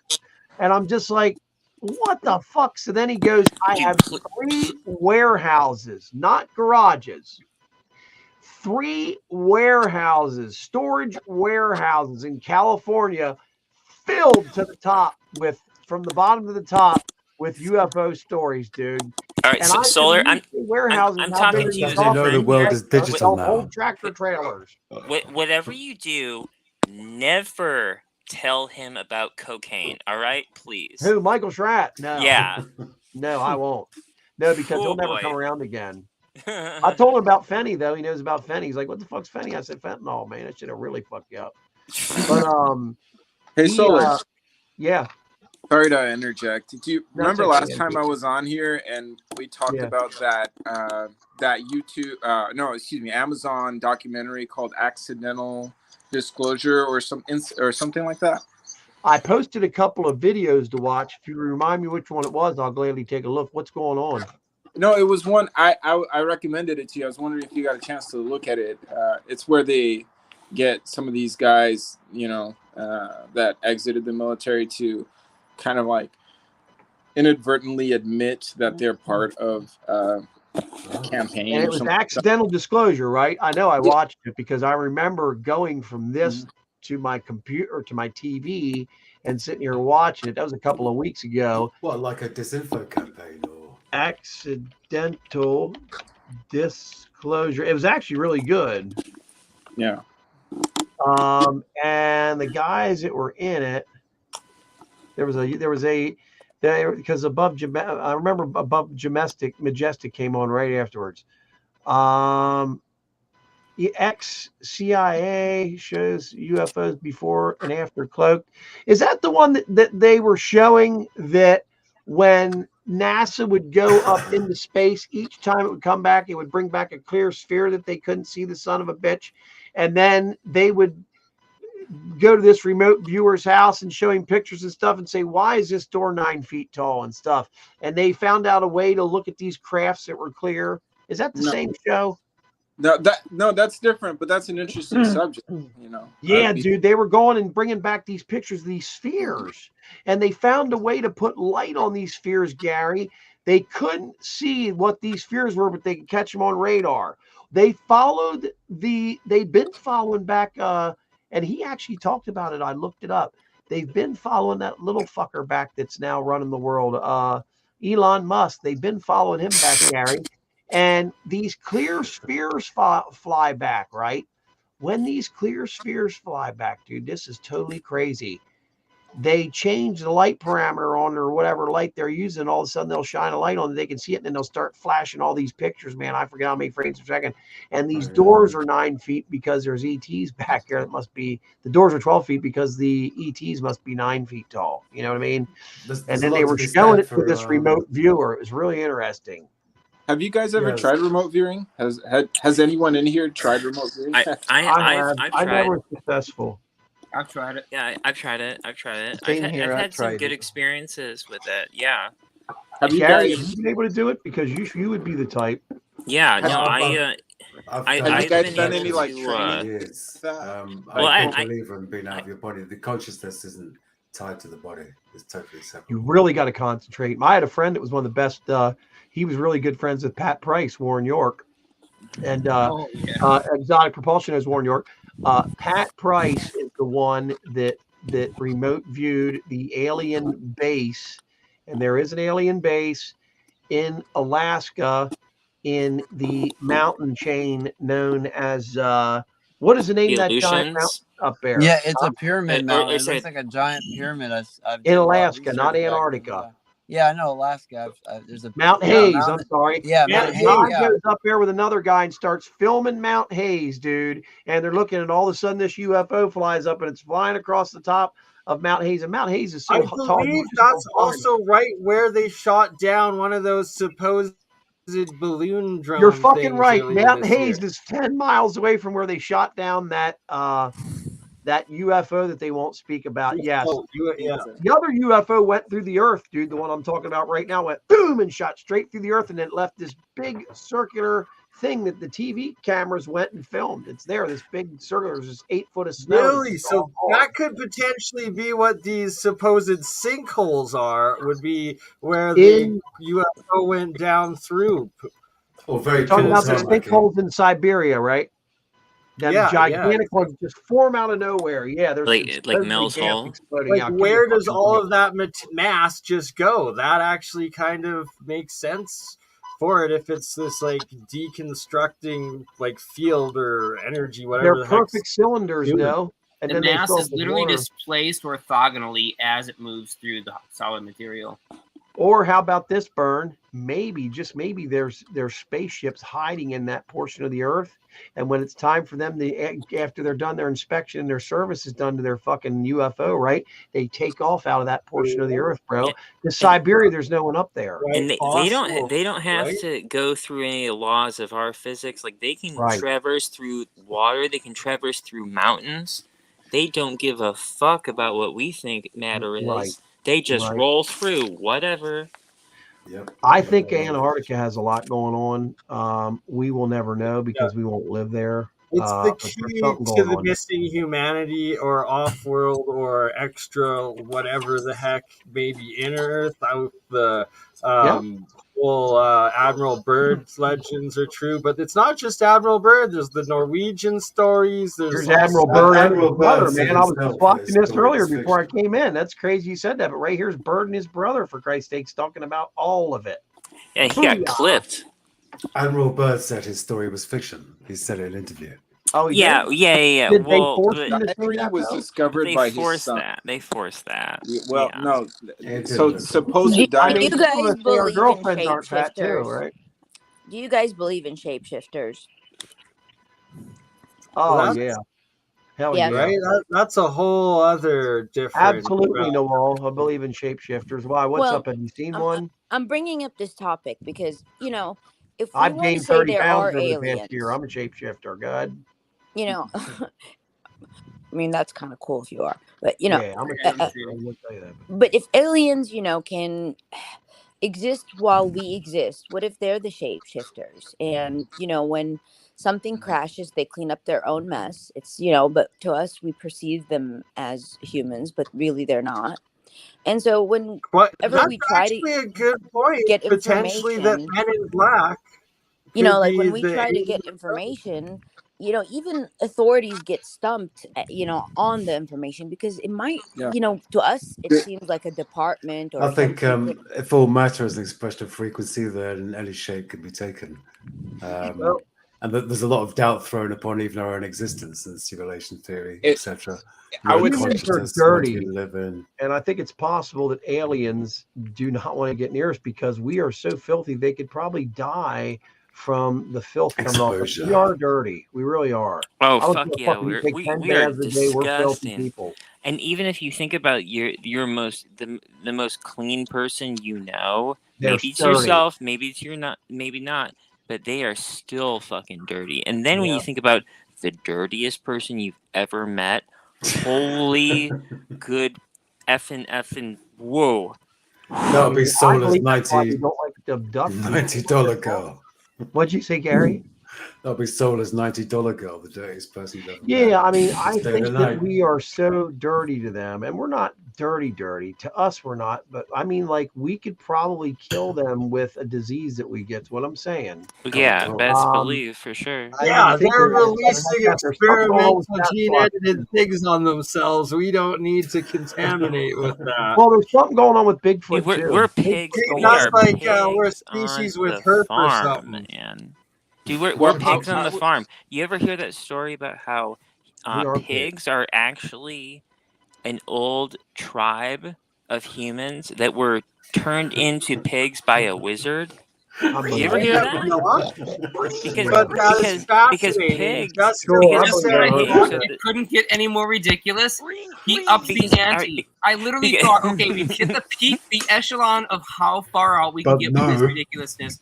But then no, Jeremy raises it a bar to the point where none of us could have ever predicted that one. Hey, man. Jeremy's at the bar right Are now. a lost tribe of Israel? That is why they cannot eat pork. It is What's not Jeremy kosher doing at the because- bar? This is why at the old Jewish deli that I worked at, they did sell pork, which is why do Jewish people that own a deli sell pork? I don't really get that. Because poison the non-believers. There People you got go. money, you know. But for real, I have heard that all pigs were at one time humans, Just and like a dolphins. wizard Money's or dirty as fuck, and they'll put magician that shit in their pants and in their underwear. turned the humans into pigs, which is why the pigs are the most intelligent pig, so. mammal. I really Okay, believe well, that we are so inferior to ETs that they Oh, heck just yeah. don't want anything to do with us because we're just so annoying to them. It's especially some asshole. Yeah, but they're like jealous me. because we have emotions and feelings and crazy Right. experiences. I mean, Yeah, think because about they don't someone have like me. emotions. They don't have Well, emotions like we ideas, do. I mean, if you guys Sitting doom here our partying species and as shit, having a great worthless, time. then why do they Smoking come hose. here? I guess I would ask if the Because we're anthology a of that farm. story about pigs and wizards They're predates connected the to us, original probably. publication of the story Charlotte's Web. Hey, Newell, aren't I you can't be a, sure of that. aren't I you a can't be remote sure of viewer that. or something? I think you said you were remote. Were you a remote viewer? Or I also, can't the well, aliens could be future It comes us. and goes. Yeah, I You're mean, into UFOs and aliens, though, right? You believes what I'm getting into. You're a believer just like me, right? it's not that I only believe. I've, seen, I've experienced. So it's not just a Well, belief. that's right. You're an experiencer. You know, I like really I've talked to you. actually Didn't I talked to you physically last time you were on experienced English? connection. Yeah, No, you're really I've cool. seen. Yeah, just remember, she's showing us as an audience 3 different times on our personal request as an audience to go outside and film these things, which she did all 3 times. Listen, they I like remember appear she when was the really state cool, of and I enjoy her mind. name. It's Nawal Sajari, right? Yes. Okay. I'm an experiencer as well. I Who mean, is listen, Jeremy? they appear when Who there's is? a coherent state of a bunch of people talking about the same subject. You know, like it creates a connection. An egregore. So it's like they appear when believers are there. You know, I I'm mean, going to like say something. I hope it There's doesn't a bunch offend of anybody. believers but- right now. yeah. I want to say something here, and I hope it don't offend anybody, but I'm a realist about this kind of shit. Why don't UFOs and why don't ETs abduct black people? Oh snap! That's some real shit I'm right dead there. serious. They don't. Well, they think do. we're fucking Jim crazy. Buffy Hill. I have this, I have Buffy this Hill, argument at work a whichever, lot. They don't Yeah, but abduct the black Hill people. thing is I all don't bullshit, believe though. that That's all shit. CIA mind control. Oh, Barney Hill what thing, happened they with the don't black believe that guy and shit. that one white chick? Black I've, people don't believe I've anything heard of about Barney Hill. plenty of, or have Huh? I? Ooh. I'm Another just asking you story. guys what you think because the black people I know are like, Maybe white Why media was- only interviews white people. What about Yeah, that? well, why Here's a question. didn't the Wu-Tang Right Clan now, get abducted by aliens? Let's- Why didn't the Wu-Tang Let's Clan do a get little left Google search alone? right now, actually. Have you guys done the What about Stephen Jay-Z? Greer app? Jay-Z has been trying to been open to aliens for years, and they did not abduct him. Are they racist? Maybe they did. well, Maybe they did. something's going on there. You got to think about that. Something's up. The Wu-Tang Clan wants to know. Maybe. Have you guys I don't tried know. the Stephen Greer app? The one that. Yeah, but Stephen Greer and Bob Lazar are the same person. They just wear different hair pieces at different Dude, times. all right, I'm saying this on live, I on have live not stream tried the because app, I'm probably but I'm trying to risk my life here right now saying this, but Don't do that. Stephen Greer allegedly, maybe, possibly, allegedly, an alien. You know your hand reptilian. over your mouth doesn't. Stephen He Greer is definitely- like a good person. Alright. he does kind of look Spit it like out. Maybe allegedly If there a was- reptilian, and that's not I me would saying say- this. I'm just Like the Queen of England. Yeah, right. well, that's not alleged. That's the straight up truth. I've got some information about reptilians. Stephen Greer is. I would like to hear. You know his fucking app right on his phone or whatever. His app. It's Friday night on You're Alien wait, Scientist. wait, Always this We're fucking crazy. You're talking about Grinder, No, right? this is The app after on hours his phone, on the app Burn on Eye, and Steven. I guess No, it you're, is. you're Greer, talking he about call in the and out app of guys' on tents and Stephen these fucking Greer's things he would phone. do. You guys are talking about And the then he app would on lie Stephen about Greer's this phone. You're wife talking and about kids he has. None of Grinder. those kids are his biological. Grinder, yeah. None of the kids are his biological. You guys are talking about Stephen Grinder. Greer Why are we? Jeremy. is a fucking weird dude, man. You guys are hilarious. I know he is. So you all want the nitty gritty on them reptilians? I know stuff. Reptilians are bullshit. Go ahead.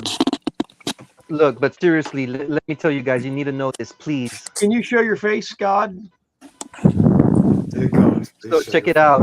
It turns out that if you Google search reptilians, you'll see that some are depicted with wings, and it turns out that it turns out that that's because they don't come from reptiles. They actually evolved from dragonflies. So they're literally dragonflies, but they call them reptilians. It's kind of weird because they said the reptilians feared something called they take orders from the insectoid race, and then the insectoid I'm telling take you, they derive orders from the archons, Reptilians are which the scary if archons they're are real. demonic They're a entities, serious they race. say. So there's All more. I'm So gonna check this say out. on this matter is that Good, Paul. Greer looks like if he was any alien race, he looks insectoid, if anything. So. Hilarious. Okay, all right. Good, I'll Paul. I'll cut to the chase here. There's a dude on that has a YouTube channel who he was shown on the Vice channel. He was a targeted individual, and he's got this whole TI. channel, a TI. Yeah, he's got this whole channel about how he's gang stalked by reptilians, and on his channel, his name's Richard Bryce or Richard Bruce. Keep going. Yep. And yeah, he has this whole video where he deconstructs, like it's like an hour-long video where he deconstructs Stephen Greer's videos and he slow-mos it and then does a color adjust. He'll pause it, does a color adjust, and plays it back. Man, and someone fucking did that to me. You're And I talking know about I'm not Richard fucking Bruce. lizards. Richard Bruce and Stephen Greer or Richard Bryce?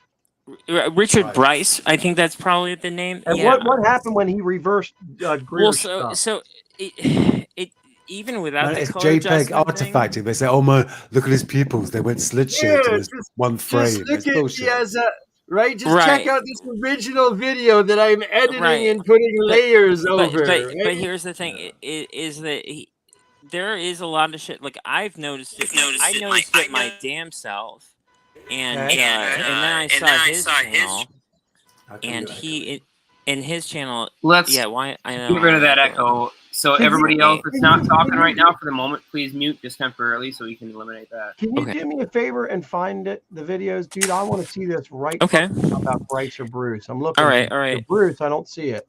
All right. I'll let me see, I'll see what I can do here. But I'll tell you I've the done a story lot of here, and then I'll studying search on for it. Richard. I've done a lot of study on Greer. I want to see this. Right. So I'm sure I can find it as long as his Please do. thing is I'm still looking alive. under. But under, all right. So look up Richard Bruce. Vice targeted individuals, and he's on Well, that. I remember that show. But go ahead. Me and David Hilton did a lot of studying into TIs. I actually used to get my arm burnt all the time. Dude, I am a fucking TI. I guarantee you. So I think we're meant to be muted. TI is targeted individual. Why are we getting echoed here? Because you're a damn TI. Now show me what's Exactly. going on, buddy. Show me. Find the video about. Okay. All right. I'm looking this up on my other computer. We only here, have so- till 9 o'clock in the morning. We've got 9 more fucking hours to find this. All right, man. It's gonna take me another 30 seconds here. So basically, I'll tell you the story and then I'll look it up. So Look at basically, Bernie laughing. Ain't this fun, Bernie? this dude. So basically, this dude. I've got a chick over Bernie's fucking show. So basically, this dude it's on a video called "The Nightmare World of Gang Stalking" from Vice on their YouTube channel.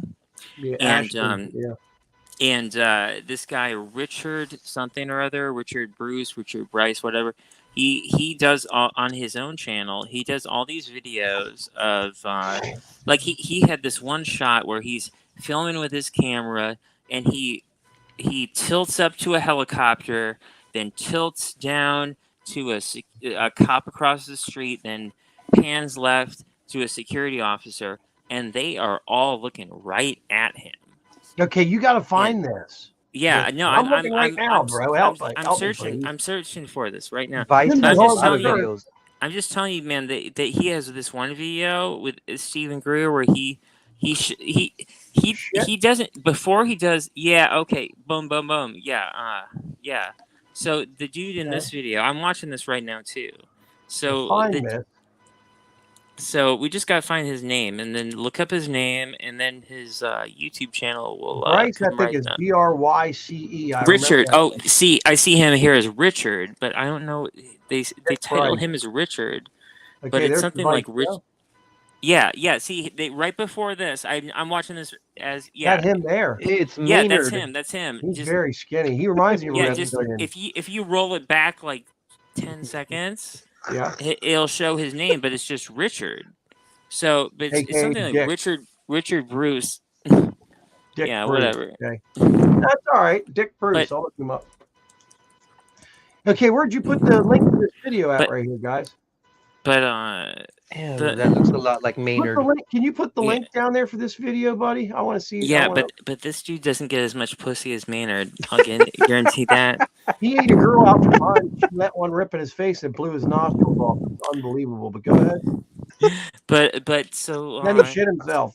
So this dude in that plane, yep. So this dude showed a video of Stephen Greer on his channel, and it had even way before, even way before he did the color shift thing, he just paused it. He would just pause it and slow mo it. And what happened? And it showed his fucking throat shifting, a second set of That's because teeth. he had a fucking ounce of fucking sperm in his fucking throat. No, Greer did. Sick fuck. But go ahead. I mean, I saw these clips where you could see a second row of teeth in his mouth. You could see this whole tongue was. Like, oh well, then we got. Come on, show me. I love shit like this, all man. right, Come all on, right, all right. Hold up. Extra row of fucking teeth. I'm paying for this shit.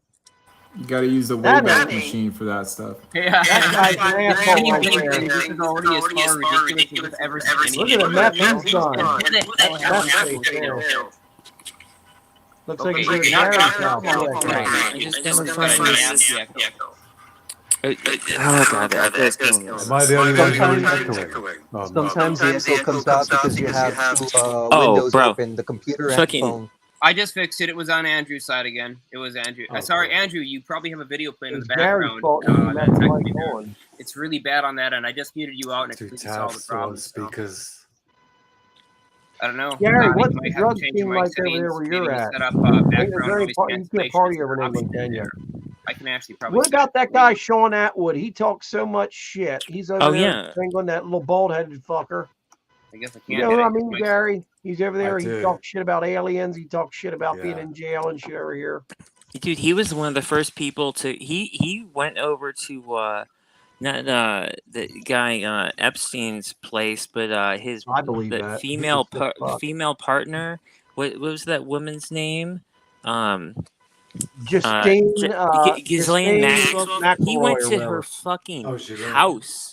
Dude, he went to her fucking house and knocked on the door. Sean Atwood did? Sean Atwood, uh-huh. He does do some good reporting on the ground. Sean looks like a thumb. He's very strange. Dude, Speaking of he double almost sets of got, teeth, you he may almost find it got clipped for that, I think. One of my best friends, he's a laserist. He actually has a double set of teeth on the top side of his mouth. So. Yeah, so what's his telling Get the fuck out. It's a genetic illness, yeah. He's got a collection of teeth there. Genetic They're about illness, exactly right. one height behind the other row of teeth. That's crazy. Yeah, that does that's just a cover, man. That's just a cover. It could be. He's also one of the smartest people I know. So Jeremy Goody knows. Godoy. Yeah, I've seen some shit. We still have a crazy echo. Jeremy's a fucking doctor. Listen to him. Go ahead, Jeremy. Tell him. No, I mean, I've seen some crap around here where I'm at. I mean, I sent Jeremiah a video. Did you get that video, Jeremiah? Or I think I finally did. Before or after you smoked your bowl? Yeah, what is it, Jeremy? You could check it out. Is it on YouTube, Jeremy? We can watch it right now. What is it? An alien? No, well, it's UFO craft that they've been seeing me for like over 7 damn times already in my area, but it's more like how high are they off the ground is what I want to know. They're pretty up there. I would say at least about maybe a pine tree's width. Like, you know how tall pine trees that's not high at all. No, it's pretty close. It's pretty low. It's pretty low. They're getting closer. But Jeremiah, what's up? Do you think they're real? I mean, be honest. I mean, you ain't gonna hurt his feelings. No, no, I think they're real. Oh fuck, yeah, yes. Bernie, yeah. I mean, Bernie, do you think they're real?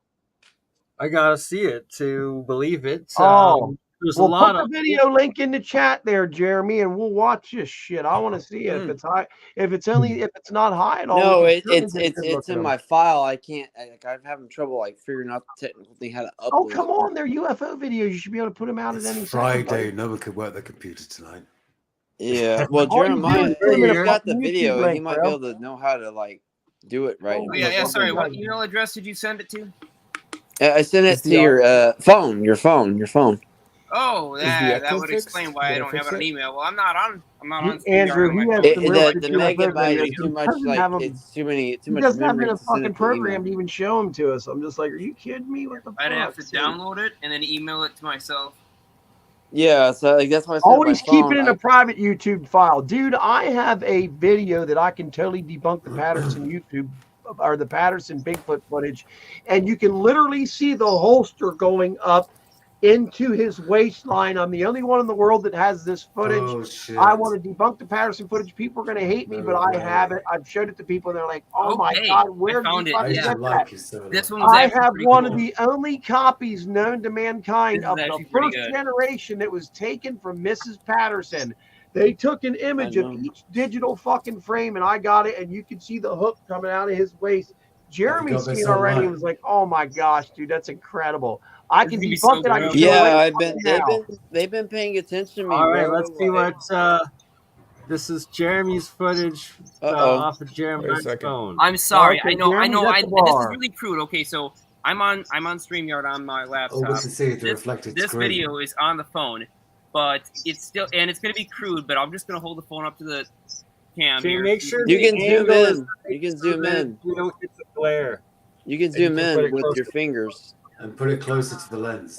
Yeah, but you can sure. zoom in. Yeah. Like, I can't tell the sea there, they'll go away. Yeah, I'm talking so I can antagonize them a bit. Smart the UFOs. You're not really not smart. You guys gotta be careful what I say. You get insulted too much, I get pissed. It kind of looks like Look flares. at them blinking in and out. Look at this. So there was 5. Now there's 3.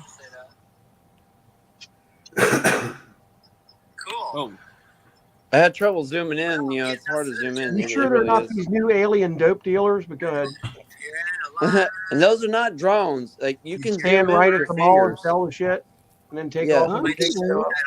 You can spread the video with your fingers, like putting it on and then doing like a motion like this. You guys can come back and pay me if I can visit. It's up on that roof there, right? Well, you gotta close it in a little bit. Zoom in, guys. You can zoom in by doing like this. Like I'm trying to show it where my fingers are at. Like you know, Bernie, something did like you sort that. your new phone out yet?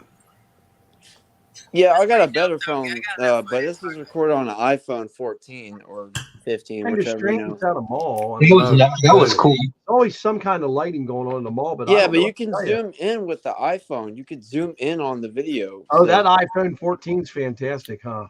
Yeah, but I got a more advanced one. It's like $900, so I gotta Way pay too that. cheap to But buy one of them. I got a better one, so yeah. Bernie, did you get your new phone yet? So I have it. I have You were gonna WhatsApp me. I have to transfer the SIM card so Mate, that that's I a can get my signal. 5-minute job. Do it. I know. Bernie, what do you okay. have? A new iPhone or what? I use No, Android. Samsung. I'm going from a Samsung 9 to 21. Yeah, I I've gotta got the get it done. 21. I will do it. You're right. 21 I is don't pretty use my good. phone for anything Yeah. other than calling and texting and watching YouTube videos, so I don't bother getting good phones anymore because they get fucking Oh broken. no, the camera and the video, the quality is Wow. absolutely And the on. sensors. The sensors are One up. better. Wow, that is nice. I'd say, I'm not I'd say it's poor. I right just there. don't like fucking. The I newer guess technology. What do you want to fee? Scaring me right. small. Here's Gary, is it true you weren't allowed to use the internet for a while? Yeah, I was banned for 10 years. Yeah, I remember that shit. Yes, he was. It's crazy. I remember that shit. I remember. That's funny. I remember seeing you on TV like once a week because I used to always watch UFO shit. Gary McKinnon. I'm like, damn, this guy's going to jail, man. Dude, You Gary, know, you and I gotta got talk lucky. because I've Yeah, been gotta hook up. I've been through some real serious shit lately, and Gary, some we pray real that you don't go to jail. They need to drop their attempts to extradite you and stop trying to charge. Oh, they you can't. for- They can't. As long as I don't go anywhere with a different legal system. Middle Jeremy, since we have 7 Jeremys, are you okay, bro? What kind of trouble are you in? Are you in a drug case or something? What's up? No, You look like you're going no, to jail no. there the way you were signed, buddy. I'm serious. Look like you're going to shit your pants too. Dude, I'll just What's put it this way. wrong? I've had people break into my hotel room and install Why? child porn on my fucking Tails USB Oh, come drive. on. Yeah, They broke into your hotel room and put child porn on They what? don't have to Yeah, break into your hotel room to one do image. that. Well, yeah, okay, but they didn't have to break in. What No, the they didn't. fuck? But all right, they had a wireless network outside my place that I would have that they thought my laptop would have locally connected to, but it All we didn't need because I is was to running a look at your piece. logs.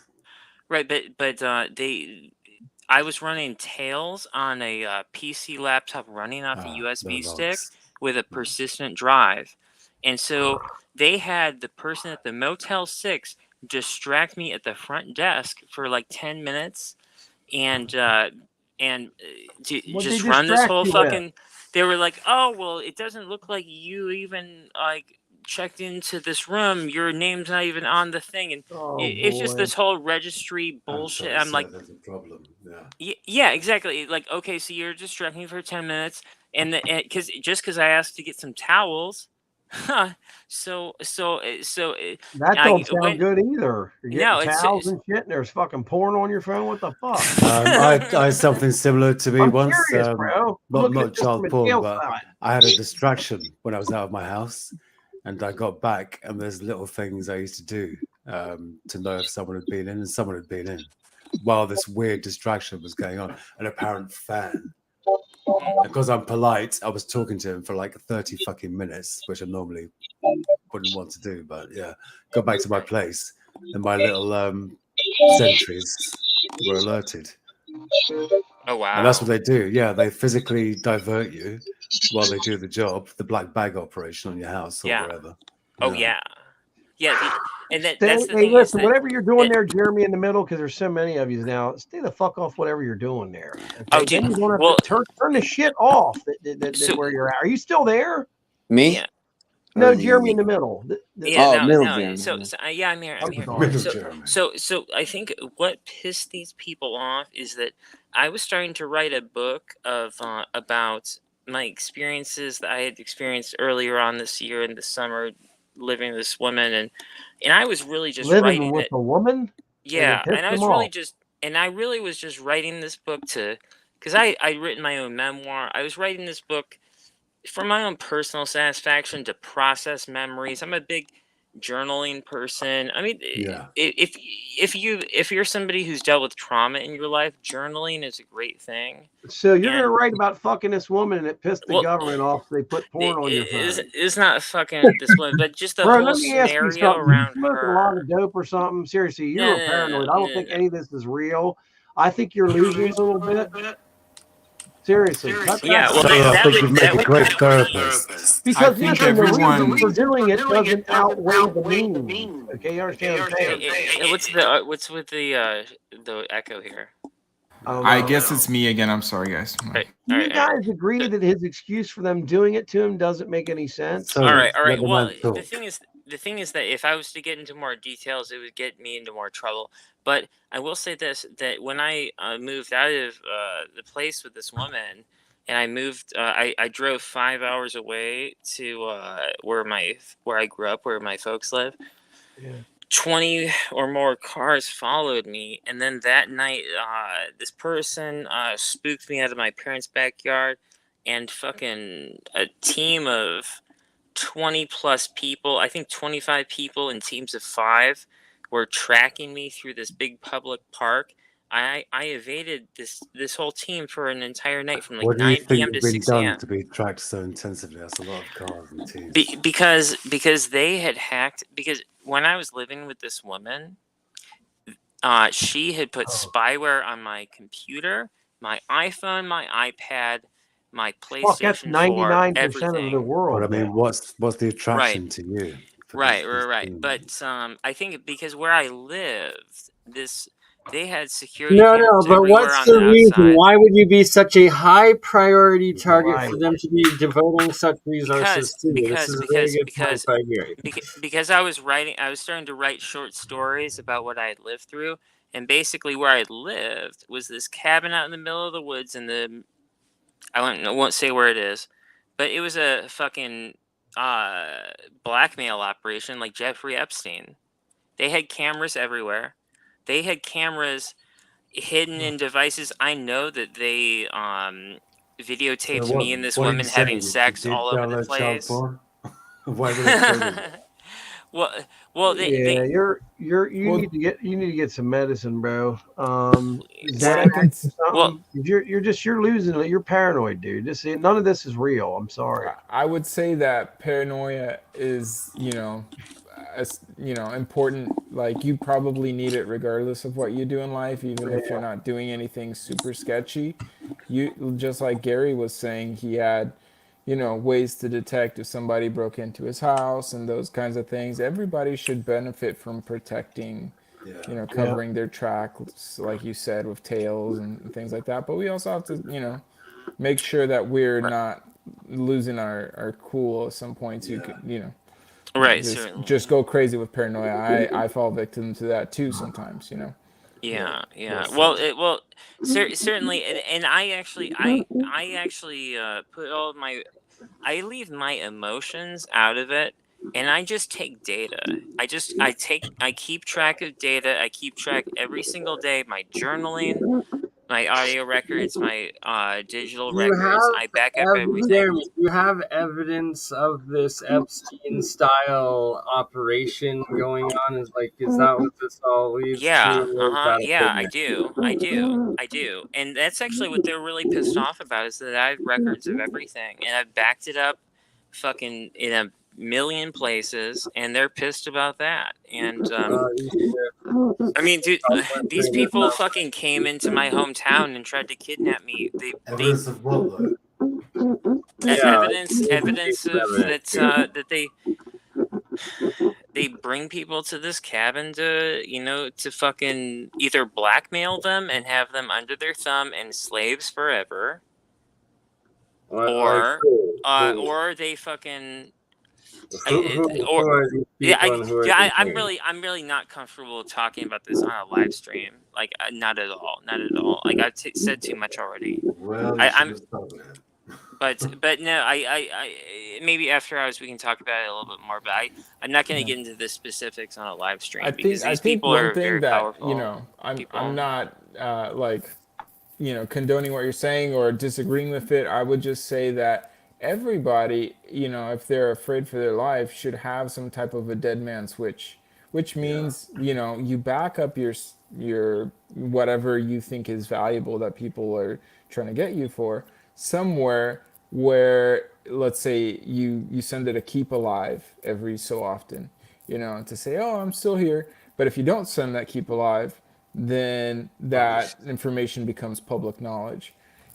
I mean, there's millions of ways to do that, but that's one way. Like, if you're afraid that somebody's trying to get you, you can secure yourself in that way, but you can't live in fear. That's just going to drive you insane. But if you take measured steps, you can protect yourself. Yep. Well, session over. It's actually a pretty decent solution. That's a good solution. I mean, I am. I've worked with deadband switches, and I've got some going. I don't know. Are you familiar with John McAfee? Never heard of him. Get the fuck out! Stop it, Gary. He had this deadman switch, in some kind of condo high rise in nobody's dead. Did it go off? No, he had his What was deadman on? switch in a What was server on in McAfee's Florida. deadman switch? That's the Can we access this? That's actually a good because why can't we? Let's go through this. Yeah, I want to because see why what's we on can't. McAfee's deadman switch. Well, because why we can't is because it looks like, if you look up, there was a condo building in Florida that was demolished. I live there. And it looks like half the building got hit with a Are you 9/11 saying type that deal. You talking about Daytona Beach, right? That Miami Possibly. was the building that hosted McAfee's deadman switch. Is this what you're telling me? How long ago, Bernie? Was this like how long ago is Jeremy in the middle? Was this like 6 months ago? It was a tour. It was like 2 years ago. Okay, but hold on a minute here. This was caused by supposedly a hurricane, right? It was like a random. This was I'm trying to think of the word. Daytona, Not a demolition. right up It from was my like place. It was a Show me. random. Gosh, what's the word here? Not a demolition. It's Insurance a random. companies call it a god event. Yeah, insurance companies won't cover none of this. Right, like Motherfuckers. Go ahead. destruction. I Fuckers. don't know. Sorry it about looked that, like you lot of people on half the YouTube. building. Fuck you. It looked Go ahead. like. I'm sorry, guys. Okay, all right. I got this here. That's funny. Look at Everybody's this name's here. Jeremy, for Christ's sakes. My name's Jeremy. I'm Spartacus. Is it really?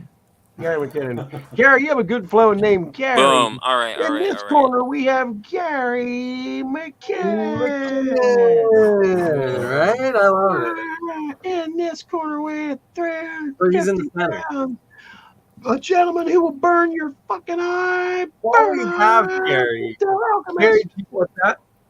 Gary, do you want to just give us a brief rundown of what you've been posting on your Yes, you've been tell us working on what's some been happening video lately. technology, right?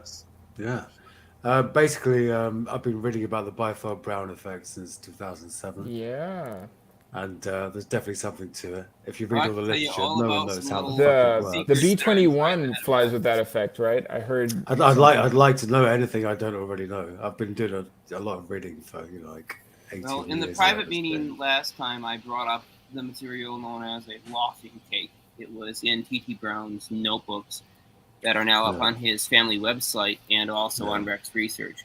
And lofting cake was the quintessential piece inside the saucer-shaped craft that he was developing, where it was able to take the vector force of ionic thrust and with the simulated pulse that was provided by the exciter transformer being blasted into the lofting cake sandwich material, mainly created what he called gravitational isotopes, opposite of inertial isotopes, that they would lose a huge amount of mass. They would envelop a very large field surrounding the entire craft, and that its inertia could effectively be reduced significantly so that it would take a very small force vector in order to propel this thing incredibly fast. And this was the final thing that he added to the two crafts, the two saucers that were on the balance beam that could circularly rotate sort of in this torsion balance way, but they'd fly out like a Yeah, apparently one that even levitated. So, the dual disc demonstration, right, that he showed the Navy Admiral.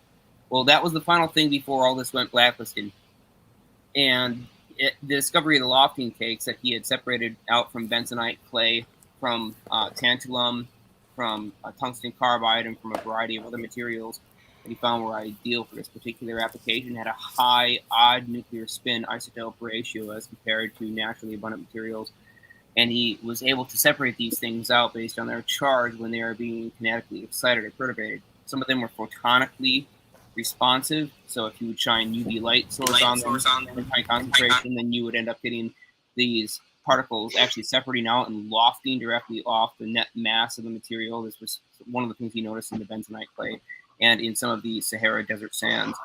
And then there were other materials that could be kinetically oscillated, like, for example, the tungsten carbide, or materials that could be electrically excited when struck with an arc, like the tantalum. And certain percentages of that powder would actually be gravitational isotopes containing an odd nuclear spin isotope ratio, and they would rise up off the rest of the material, being attracted towards the cathode or towards the anode, depending on the polarization of what he was striking it with and what he was looking for. That's the strange thing, isn't it? The attraction depends on the topology, doesn't it? It's not always towards the anode, or always towards the cathode. Exactly. Right, well, it depends. Like the 30 depends exactly on whether the isotope has, one too many or one too few protons or neutrons. Yeah. That's deep, man. I'm a bench guy. I'm not knowledgeable about physics at all. So I'm all about what I can see and feel on the bench. And all I've done so far is used glass as a dielectric, aluminium plates for the capacitor, both symmetric and asymmetric, weigh between 50 to 70 grams. I've used nitrile rubber as a dielectric as well. And I've used Faraday shields as well to make sure the digital scales aren't being affected. and got between 0.22 and 1.4 grams weight loss. But the latest thing I'm trying to do is make a nice flat disc. And thank you to Michael Perone for nudging me in the direction of CCTO, copper calcium titanate, which I bought in like an almost nano powder form. But making a fucking solid we got disc your out full of this thing screen is a now, so show huge that pain again. in the ass. We want to see what Yeah. Perone sent you, because everything that Perone sent is awesome. Oh no, I made this. Perone just told me to use. Sent you in the right direction. Gotcha. Yeah. I was going to use barium titanate, but he said no, go for copper calcium titanate. That's CCTO that you're holding there. What's the binder?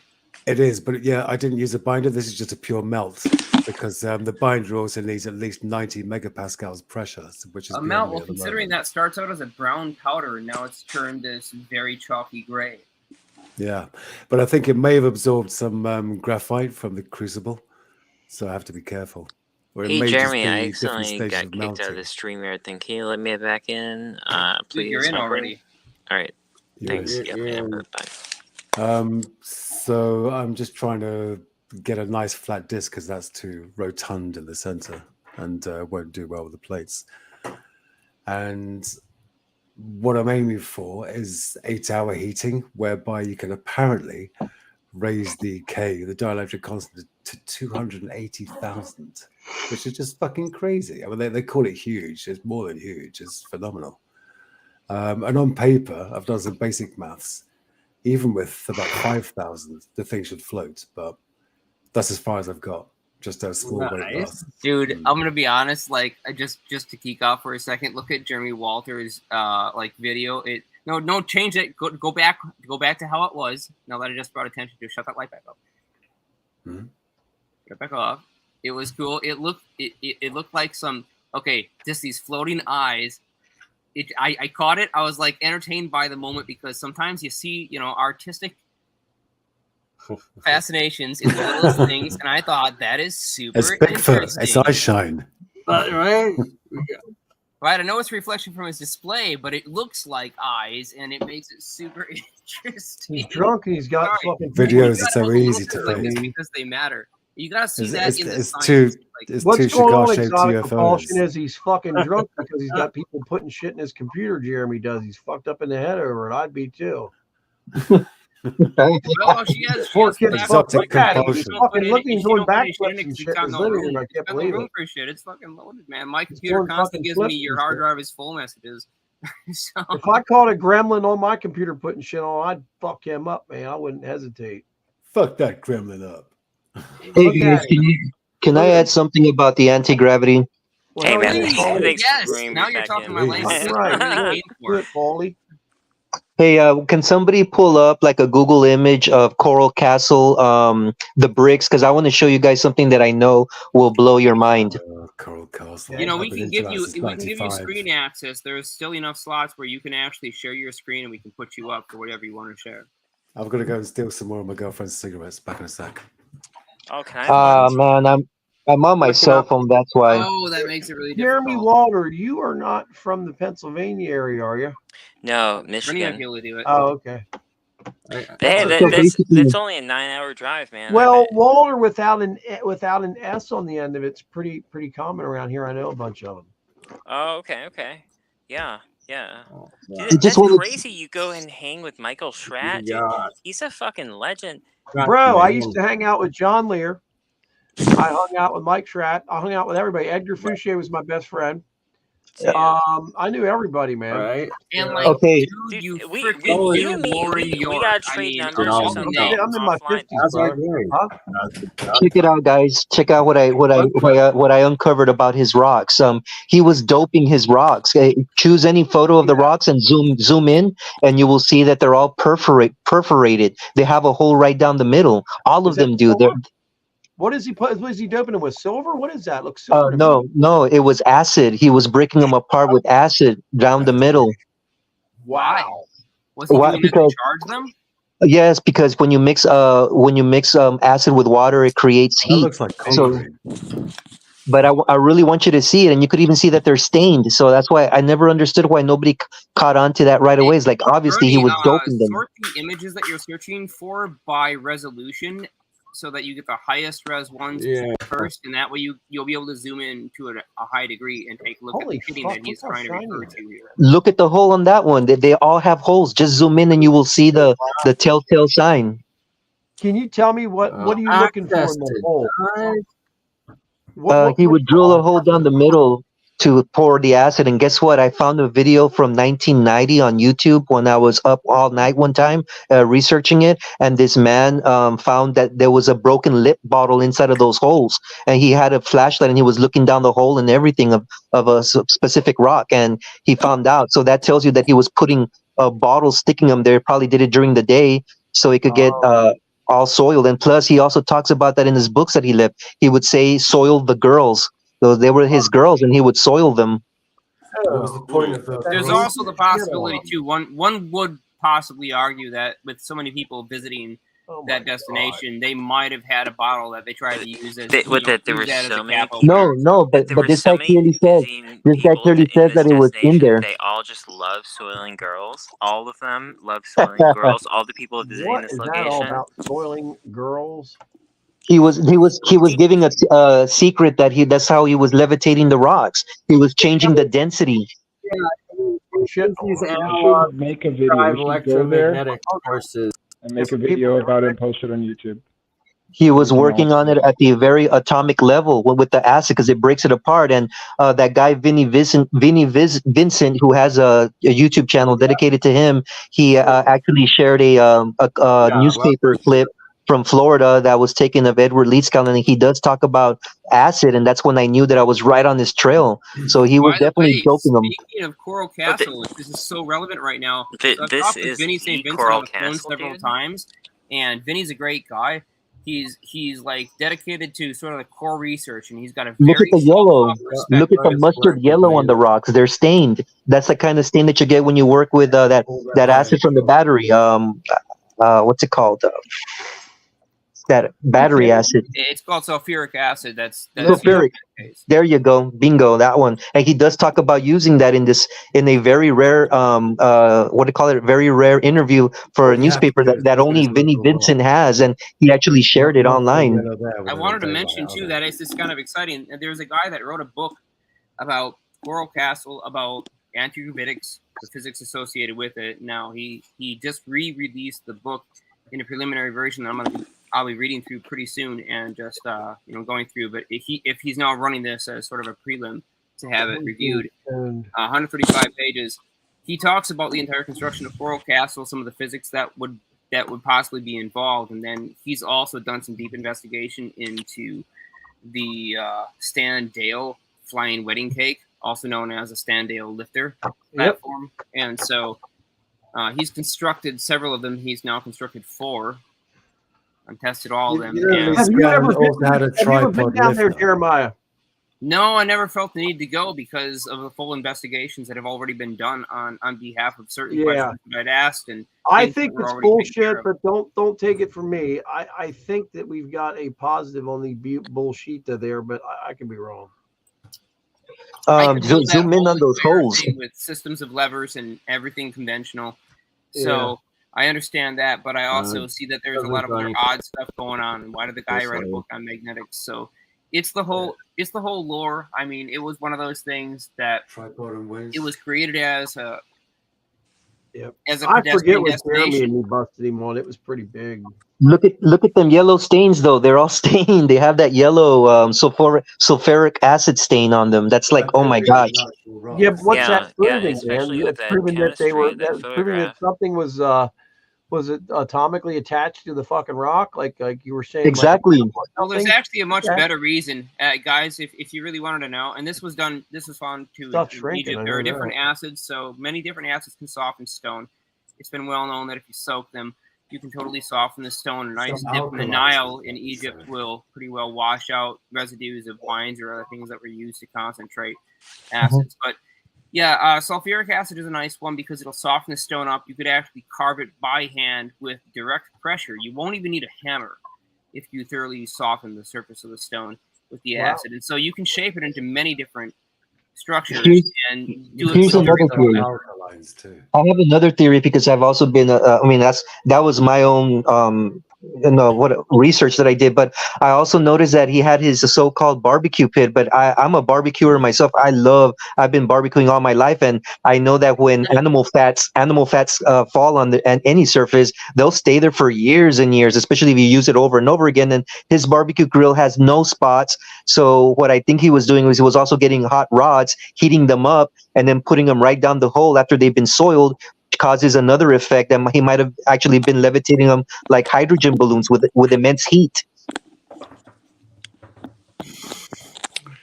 So I mean that it makes a lot of sense because he did get he got spied by two kids, and that's exactly what they told their parents. They could have sworn he levitated them like hydrogen balloons, and he also moved the park once, and he rented a truck. And when the guy dropped the truck off to his place, he forgot his lunchbox or some personal item. He came back 30 minutes, and the rocks were already mounted onto the truck, and so there was no tripod in view. So obviously he knew how to get that done towards the end of his life. He was more of a master at it.